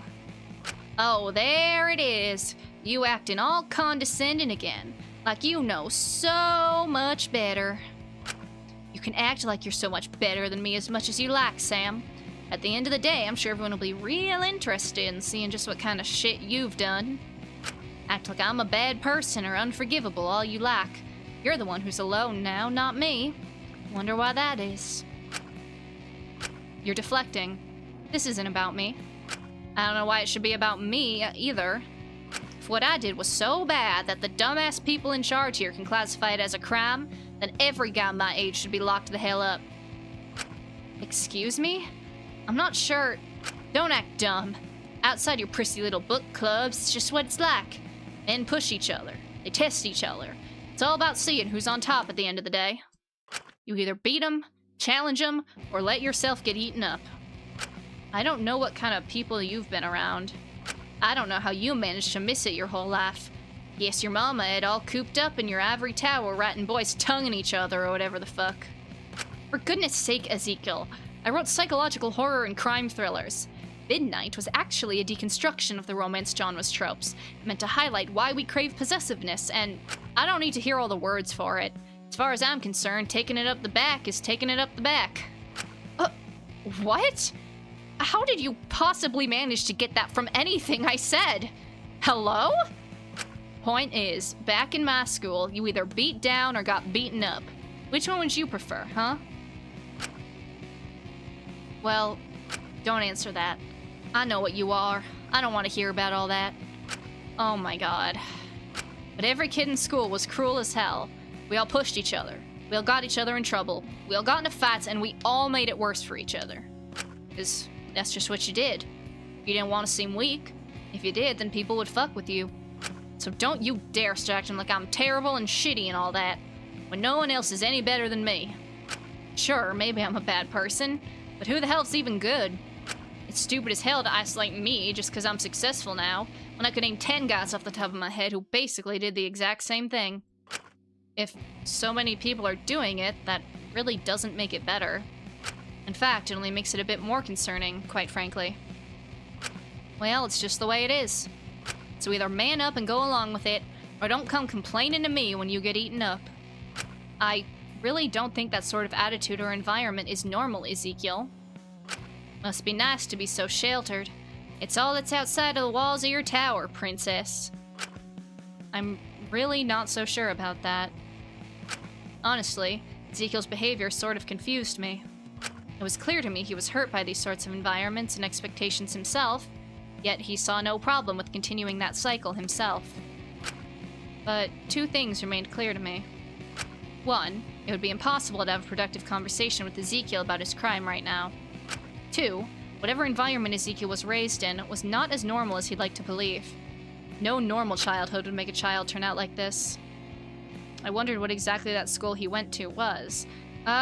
Probably like really bad and fucked up if everything he's said about it up till now is remotely accurate. Boys talk.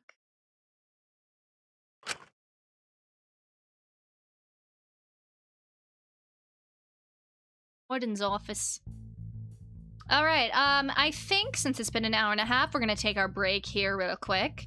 And then after that, we will go until there's nothing left to go to. So, you all know the drill. Go to the bathroom, get a snack, get a drink of water, do whatever y'all need to do. Mentally prepare yourself. That's what I'm gonna be doing. And I will see you in just a few minutes.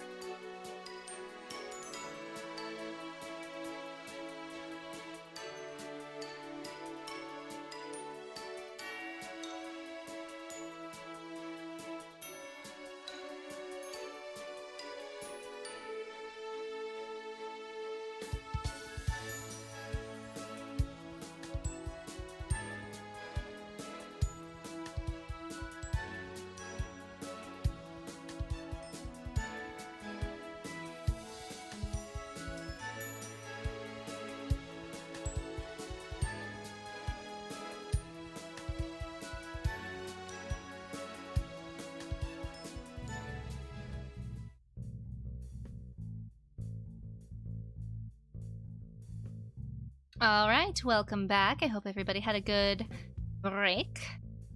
Here we go. Hello, Emmy.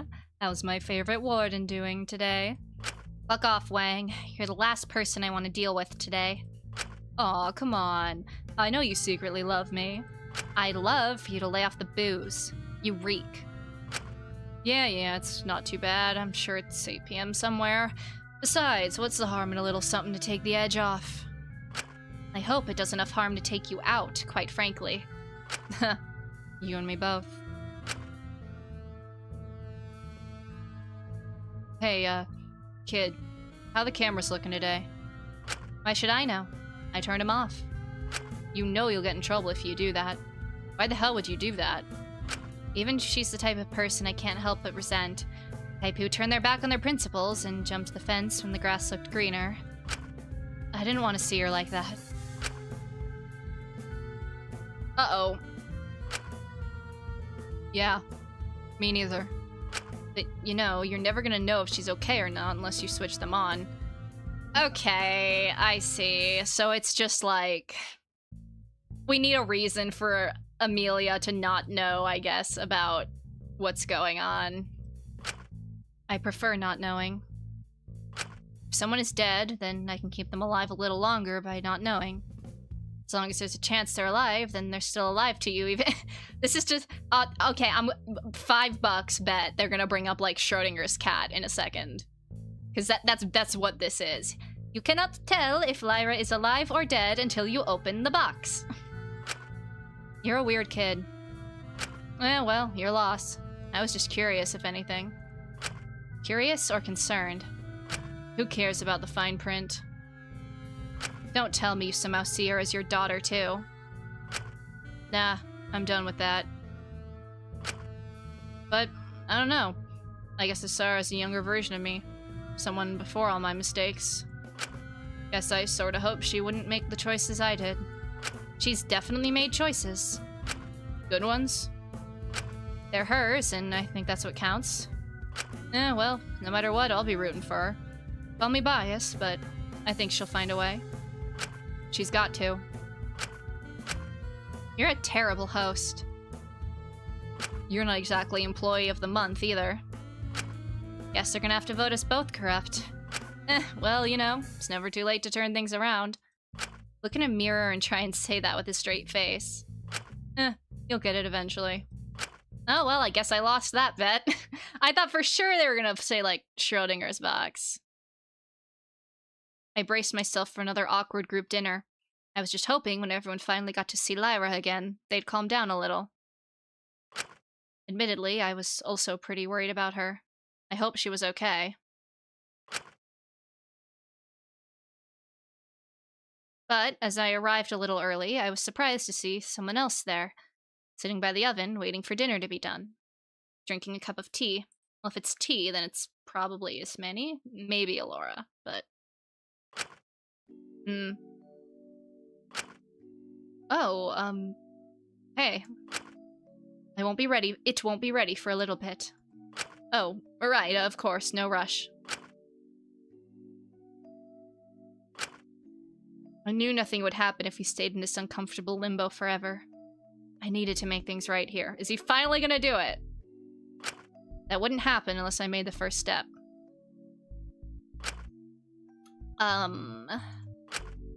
Hey. I don't expect you to forgive me, but for what it's worth, I'm sorry. Do you think we could talk?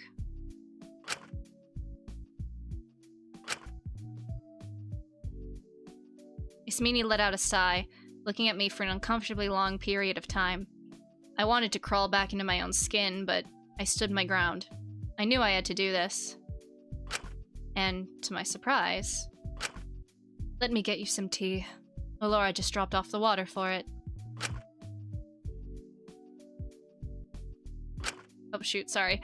There was a heavy atmosphere in the air as we sat with our cooling tea. Eventually, I drummed up the courage to speak.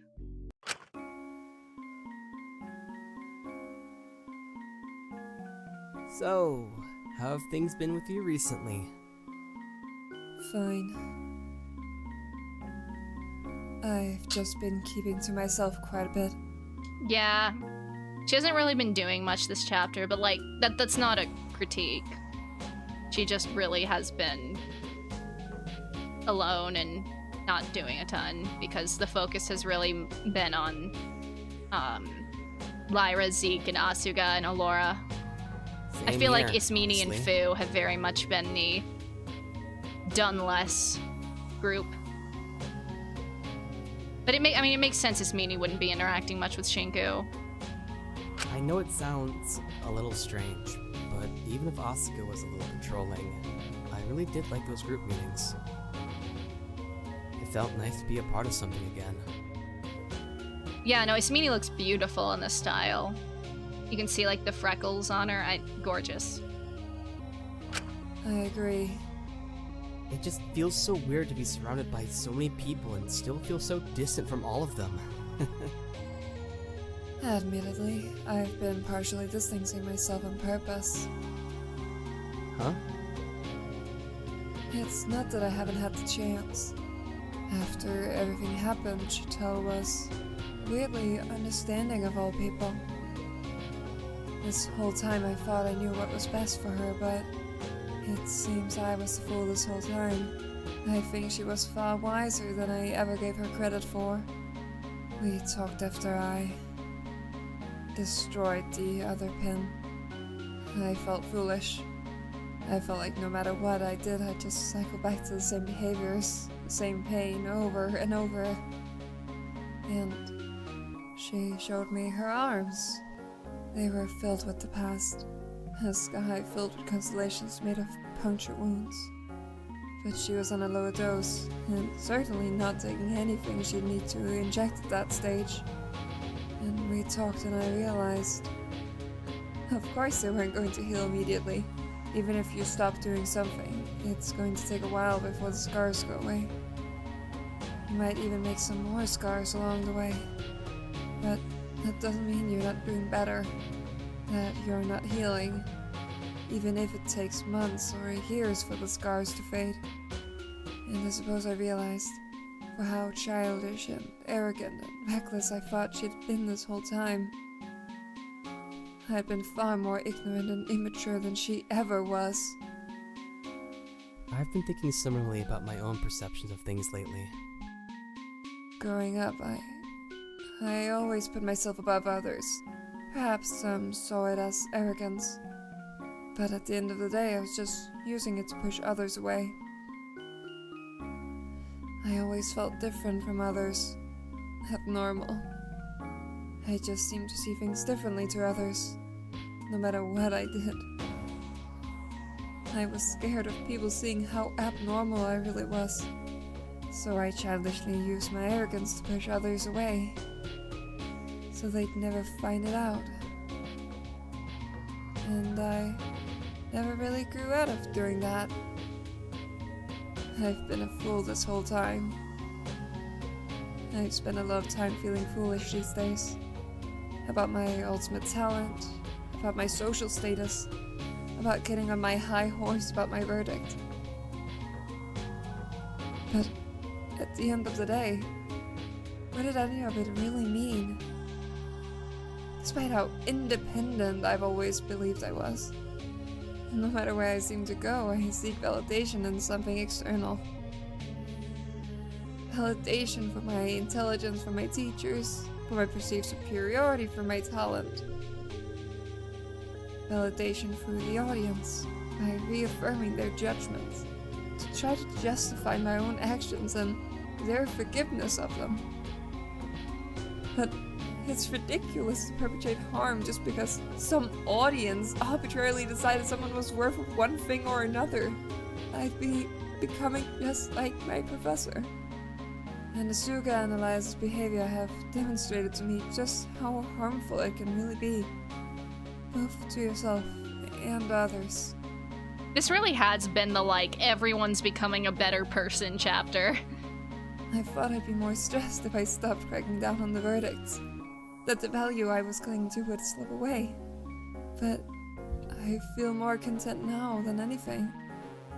I just think it's a little funny it took Ezekiel getting worthy for you to stop properly listening to them. I was beginning to think about it long before that. But I'll admit, it was partly the final nail in the coffin. Well, that or seeing how much my actions impacted Molly and Takiko. It's undeniable I had a hand in what happened. I couldn't keep going after knowing I contributed to how they were treated. I pray they'll never forgive me for what I did. I certainly don't deserve it. But either way, it's more complex than just worthy or corrupt, isn't it? What do you mean? There's so many layers to all of us, to everything that drives our actions. I don't believe I could ever even start to unravel even my own. But it isn't as simple as saying someone is justified or not. It's not just black or white. It's somewhere in the gray. Exactly. I just can't believe it took me so long to see it. It's a little shameful, but I believe what's important is that we did see it in the end. And I think when you approach things with more understanding, life becomes a lot less confusing. Which is funny, really. Because for all intents and purposes, it should make life more complicated. I won't ask what happened between you and your sister. Perhaps I should be more enraged by it, but I don't want to be a hypocrite after what I pushed Molly into attempting. I just hope you're alright. I think about her a lot. Me too. I really should be able to bring myself to hate her after learning the truth of the suicide pact, but I cannot. Same here. I like to think she grew in the time we knew her. She almost certainly did, in spite of everything I did. In that way, she is stronger than I've ever been. Stronger than both of us, really. I just wish she'd lived long enough to talk to us about it. I've missed you so much. Is she gonna say it back? I've missed you too. There it is. I'm so sorry for breaking your trust. You really don't have to forgive me. Don't feel like you have to say it if you don't miss me. But I do mean it. It's strange, honestly. As a child, I learned what was socially acceptable and what was not. I crafted myself rules to follow, things to say. I crafted the perfect socially acceptable effigy to present to those who weren't pushed away by my immature arrogance. I learned the right way to smile slightly, to nod my head, to greet professors, the question you asked when you first met someone, the right tone to use at dinner parties, the ways to seem polite, the ways to seem mature compared to other children. I learned how to say, I love you to my fiancé, even when I did not believe or understand what loving really was, when my perception of it were crafted from epics and poems. But these days, I find it a lot harder to do such things. I suppose now I feel the weight behind them. It would simply feel like lying. And even when I was hurting, even when I felt so betrayed, I could not bring myself to say that I hated you. I couldn't quite understand why. I really am quite a mystery, even to myself. I don't think we can ever really understand one another. But I think trying to, despite that, is what makes our connections with others mean so much. I suppose you're right. I am glad they made up. So, do you maybe want to start talking again? I do wish maybe Shinku, like, I don't know, did something to prove to Ismini, like to make up for things. Because I do believe he's being genuine in this conversation, but actions speak louder than words type deal, but, you know. Please. I can only take so much of the others. Any longer and I might have gone insane. It's good to have you back, Iz. I never thought I'd admit it out loud. But I'm glad to have you back too. I guess maybe I just wish Shinku had done a little bit more apologizing. I felt like a lot of this conversation was Ismini reflecting on herself, which, you know, is good, but she's not really the one who did anything wrong in their relationship. It was very much Shinku who broke her trust, so I do wish Shinku had explained himself and apologized a little bit more, but I do enjoy Ismini character development. Ismini smiled at me and put her lips up to sip some more of her tea, but as she did... Oh. You good?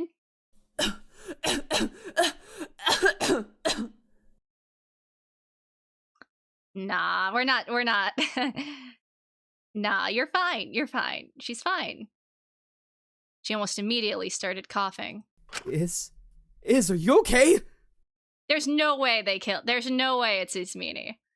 There's no way. She hasn't, like, done anything the entire chapter. Her skin seemed to be going red, and she appeared to be swelling up a bit. Allergy? Rave. I think she's having an allergic reaction.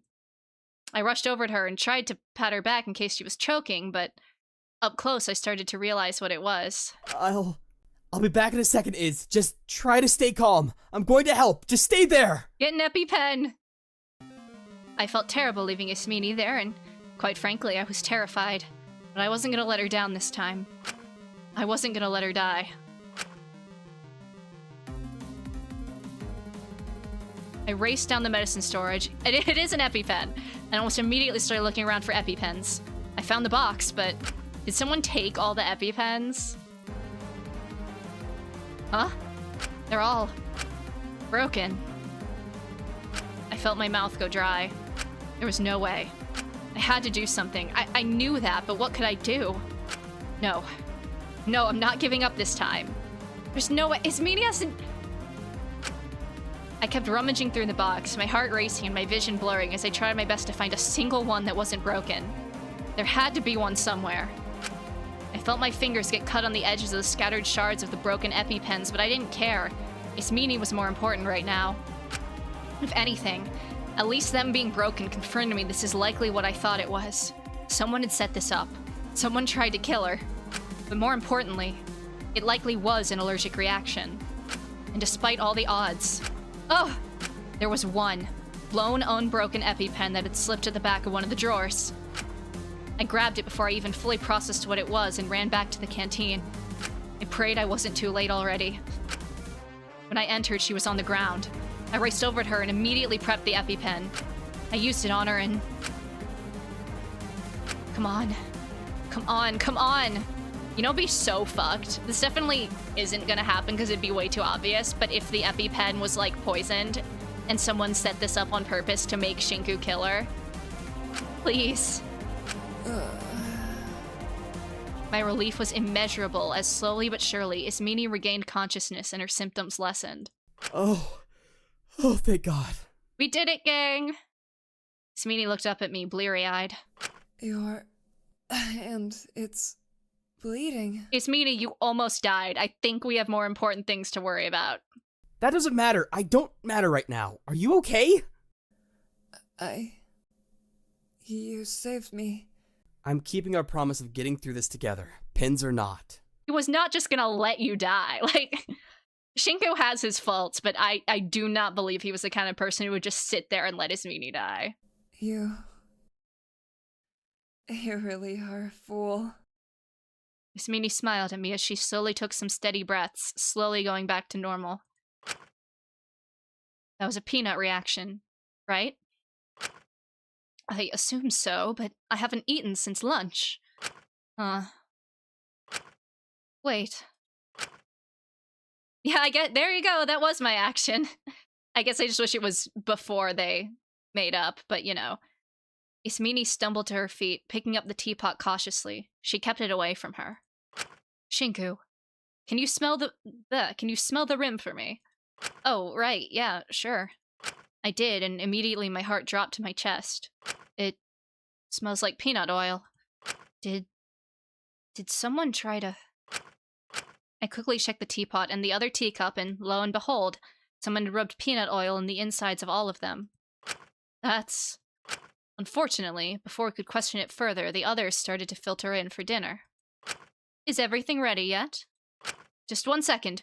Shinku, come help me get everything out of the oven. Yeah, right, of course. I guess we're not gonna... I don't know. I understand why they wouldn't tell anybody until they kind of figure out more about what happened. Because obviously it was somebody. Ismini looked at me, shuffling me over to the kitchen area and lowering her voice to a whisper as she opened the oven. Don't tell anyone. You're bound to try again. We'll try to catch them in the act tomorrow. I don't know, Ismini. I think we should tell the others. It's worrying. I don't want you to get hurt if someone's trying to kill you. Honestly, it's probably Zeke. I'm gonna be so for real. I'll be careful, I promise. I won't die on you. I need to uphold my half of the promise as well, after all. Fine. I couldn't say I felt great about hiding it and potentially endangering Ismini if someone really was trying to kill her, but I wanted to trust Ismini, despite everything. She'd put her trust in me even when I didn't deserve it, so she deserved mine. So I stayed quiet about it as we settled down for another tense dinner.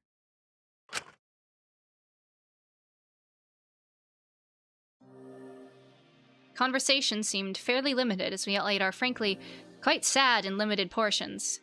Not to mention the water tasted a little funny. But people seemed to perk up a bit when Alora stood up. Alright, I'm going to Lyra's cell to drop off some dinner for her. If someone wishes to accompany me to verify she's alright and potentially question her, they're more than welcome. But for all intents and purposes, I would prefer a smaller group to ensure she doesn't get too much of a window to escape when the doors open. Is she not already restrained? By the hands, yeah, but doesn't exactly stop her from using her feet, especially not someone as determined as her. Precisely. So I'd rather only one or two others come with me. Cersei, Kutsuki, would you accompany with me? Huh? What the hell? Why not me and Asu? We're the ones who are probably able to get something out of her. You're also the most likely to try and let her escape. I'd rather not take that risk. Come on, we won't. We just want to help here. Why can't you just take one of us then, and one of the other two? Just so at least one of us can check on her. I'm not prepared to take that risk. This is fucking ridiculous. I'm seeing her whether you like it or not. Can't do anything to make me stay in this room. If we're leaving to give her food, then I'm coming with. Why don't we all just go together? Sure, it gives her more opportunity to escape, but more people would be around to restrain her if she tries. Do you seriously believe I think most of you would even try to restrain her if she escaped? Well, she's still handcuffed. I don't think she's going very far, even if she does slip out. I hate to agree with Fu, but it might be for the best if we all go. I know I'm not as close to her as the others, but I'm still worried about her. Fine. Just promise you'll all be responsible and careful. And do leave if she asks. If we're going to get any information out of her, it's not going to be when all of us are there. I will not be afraid to punish any failures to comply or act appropriately here. There is too much at risk, and I do not wish to lose anyone. As long as I can see she's okay, I don't care what the conditions are. All that matters to me right now is her. Way more than anything to do with my life. Alora paused for a moment, looking to Ezekiel for a prolonged amount of time before letting out a sigh and picking up Lyra's dinner tray. My guess is Ezekiel did the plan to kill Ismini because the motive is you get to take someone with you, and he would have taken Lyra. Or he would have been like, Asuga and Lyra can go. But either way, he wanted Lyra out. Very well. Let's get going. Alora didn't say another word as she left the canteen and let us all tentatively follow her, exchanging nervous glances between us. The walk down to the cell block, despite being rather short, felt like it took hours. But eventually, we arrived. I don't like that there's a save point there. Kutsuki, you take the tray. I need to unlock the door. Alright. If she tries to run out, please try to make sure she doesn't get far. I don't want anyone else getting hurt. I feel like the only person she'll hurt doing that is herself. Still, best to be safe than sorry. Alright. Chattel, we're coming in. Just letting you know now, everyone is here. Do not be alarmed. We're not here to hurt you. Alora unlocked the door and opened it up quickly, presumably to not give Lyra too much notice so she could sneak out.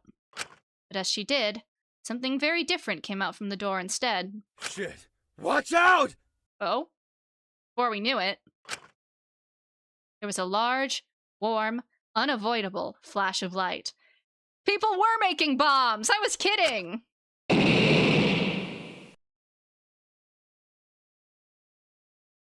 Oh, someone jerry-rigged the door for sure.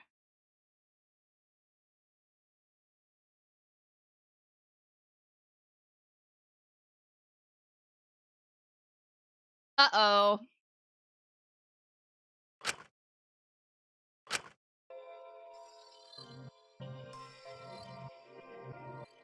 I did it.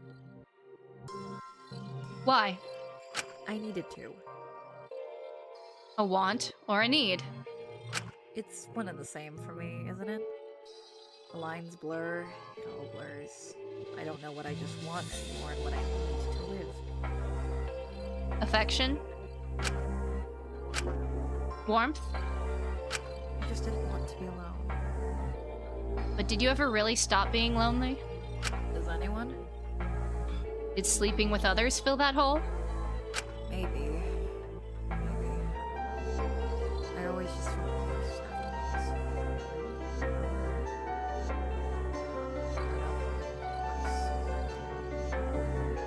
I just assumed that's what being an adult felt like. It's just about pleasure in the end. You're wrong. You're wrong! If it was just about that, then why would I feel so shitty afterwards? Brief comforts to make you feel better in the moment? I think it's the opposite, really. I wanted to feel awful. I felt like only my looks were valued. My value was all in my body. If I could sully it, if I could make it disgusting, if I could become undesirable, then maybe whatever value I had under that, people would finally see. I wanted to be seen. Properly. I wanted...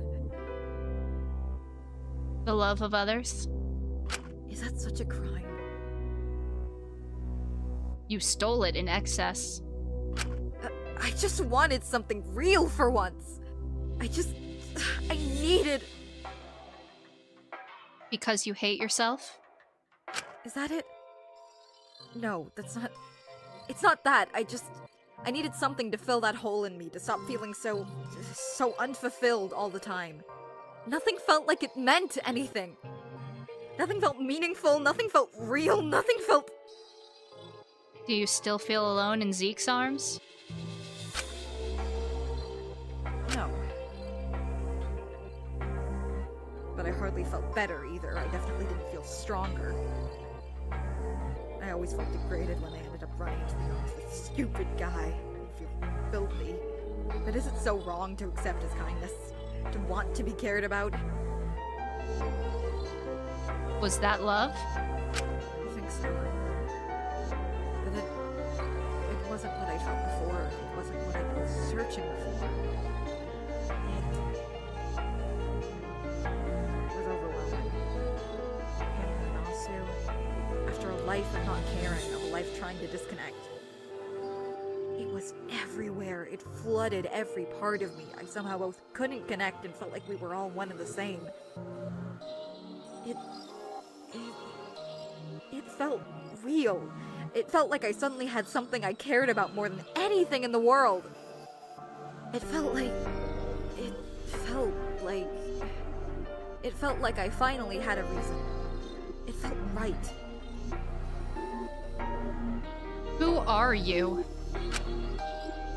But I had to kill her. Did you? You'd have done it too. I had to kill her. It was the only way forward. I assume you're talking about Esther. This has to be what she's talking about. I had to kill Esther and become Lyra. You didn't know anything about her. You can't suddenly decide you missed someone you never even knew. That's stupid. She had to be destroyed. A caterpillar cannot stay a caterpillar forever. Something moths, something. But she was still stuck. Yes, I know.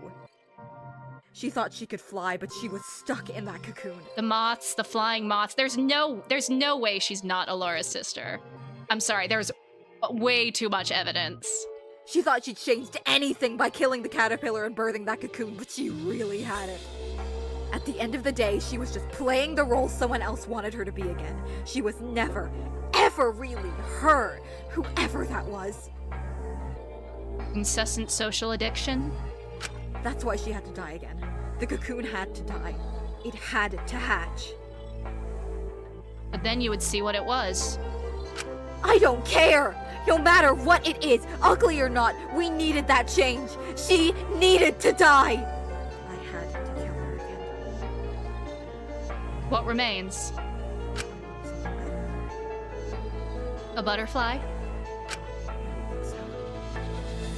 A moth? It's always black and white with you, isn't it? Only she can decide what she is now she's hatched. And if it's ugly? At least she's flying free. At least she's finally living. There's no freedom to be found in death. Only living every day to the fullest with the choices you've made. You really are two sides of the same coin.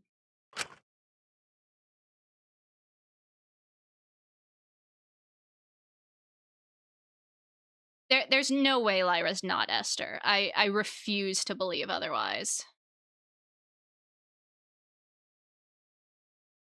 Alora had managed to slam the door shut briefly after the explosion in a vain attempt to conceal it, but eventually it blasted open the door and the rest of us were knocked back.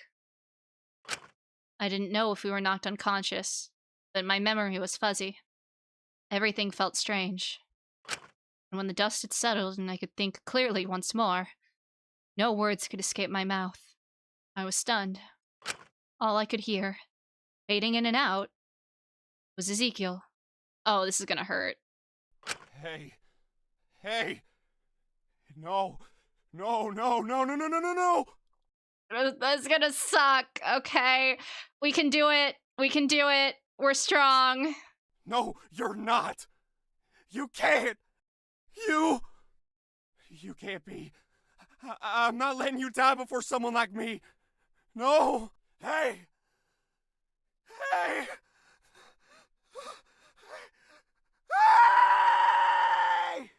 Oh, that didn't feel good.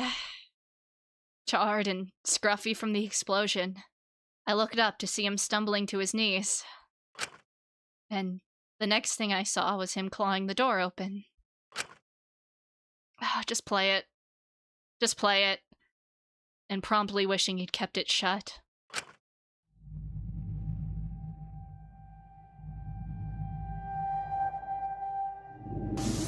Yep.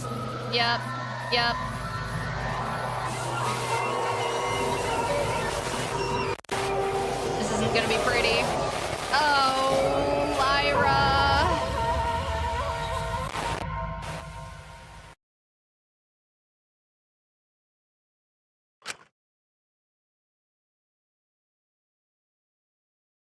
I couldn't even tune into the incoherent cacophony of emotions around me as I saw her like that.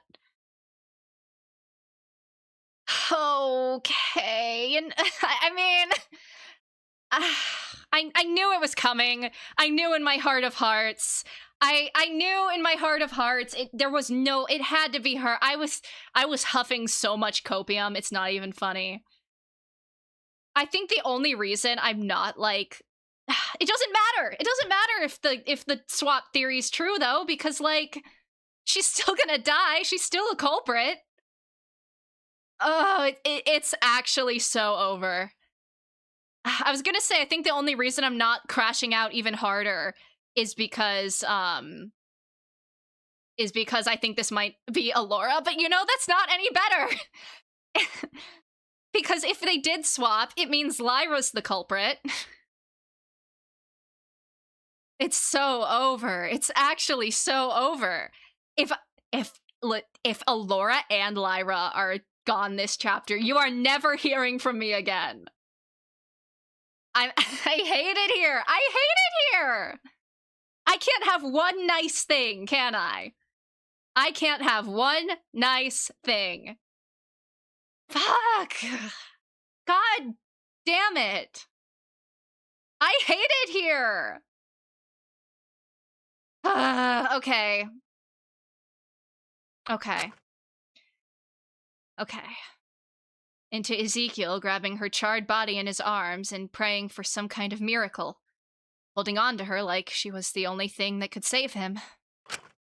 All I knew was, like it or not, things were going to change. And that this felt very, very wrong. I just hoped that somehow, in some way, she'd gotten a chance to fly before it happened.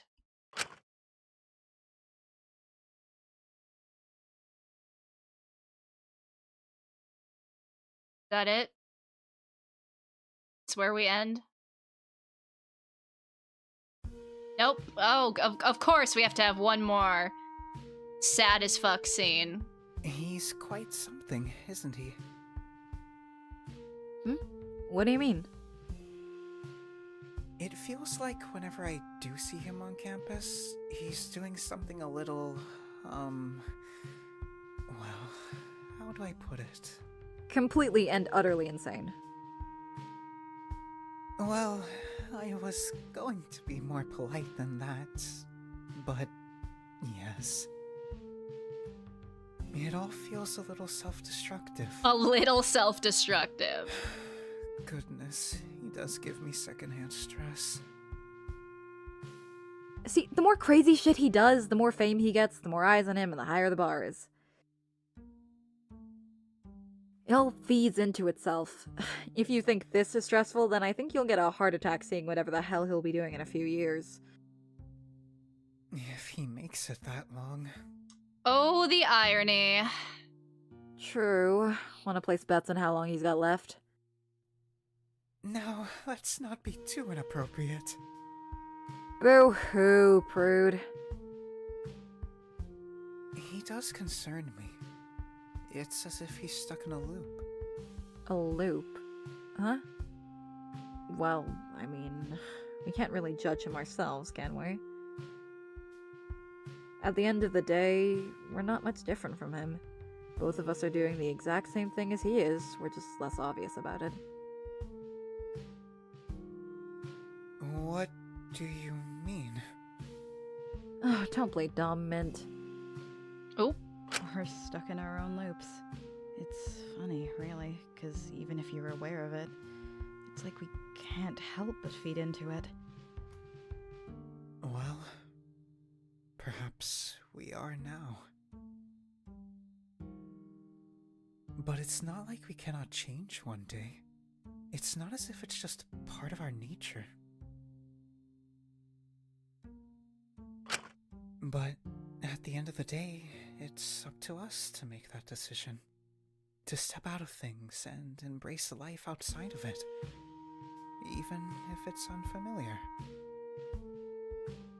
Only we can choose that for ourselves, huh? You really make no sense to me, Mint. Really now? If anything.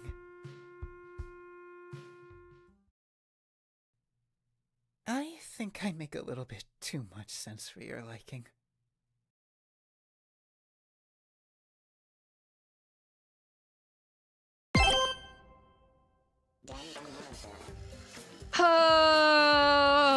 Okay. That's fine. Everything's fine. Everything's so fine. You know, let's just go to the chat screen.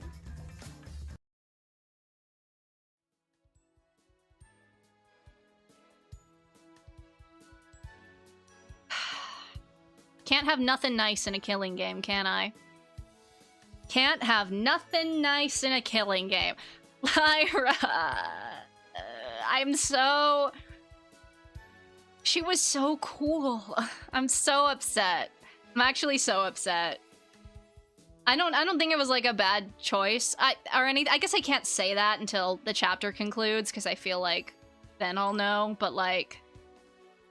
Oh no. Man. Okay.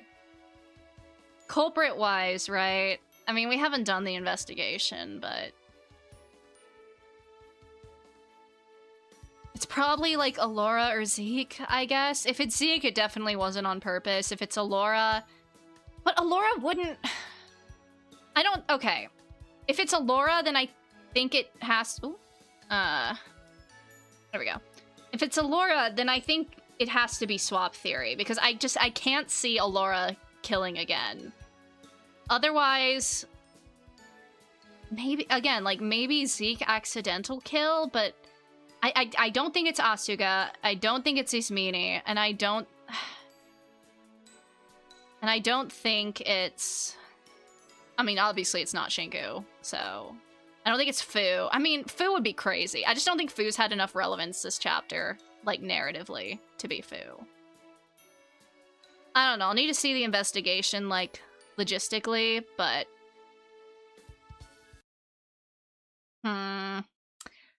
I'm like 95% sure that Lyra is Esther.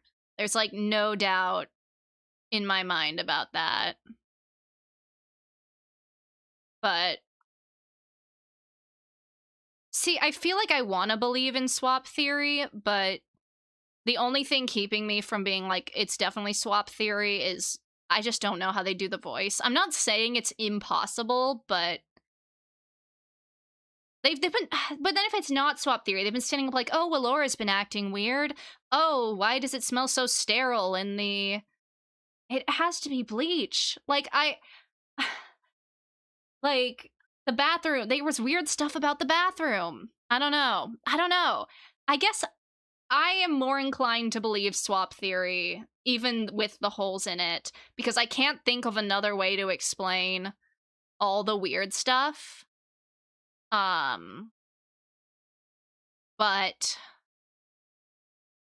I'm not like I wouldn't be like, oh, it makes no sense if it wasn't swap theory, if that makes any sense, because they would need a way to explain the voice, and I don't know what it is, but I don't know.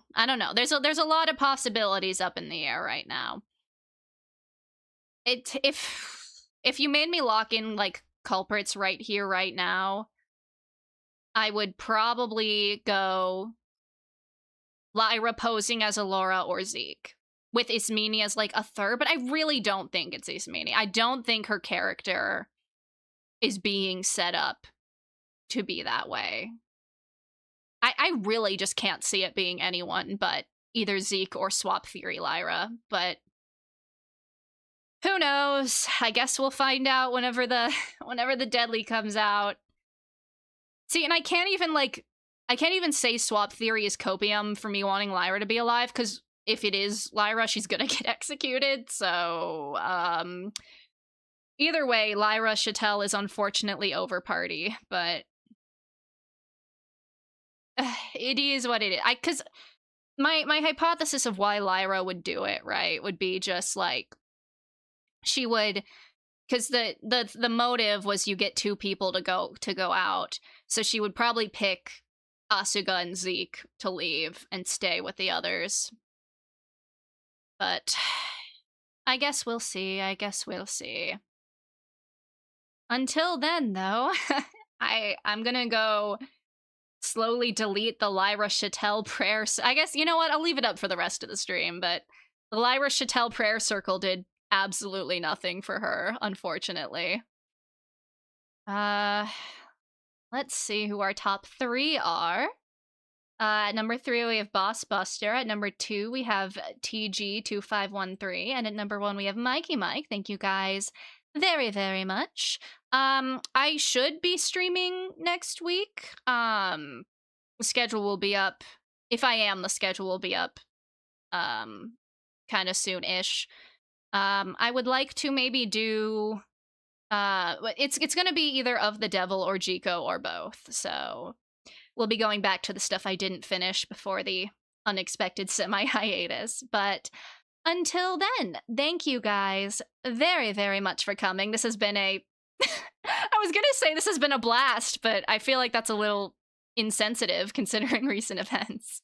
But in all seriousness, this was so much fun. Congrats to Rip, congrats to the team. Amazing work as always. I always have so much fun with these, and I hope you guys had fun experience it alongside me, even if I might be huffing copium and crashing out and all that fun jazz. But until next time, I hope you all have a fantastic rest of your weekend. I hope you all have a great rest of your week. And I will see you all next time. Bye-bye!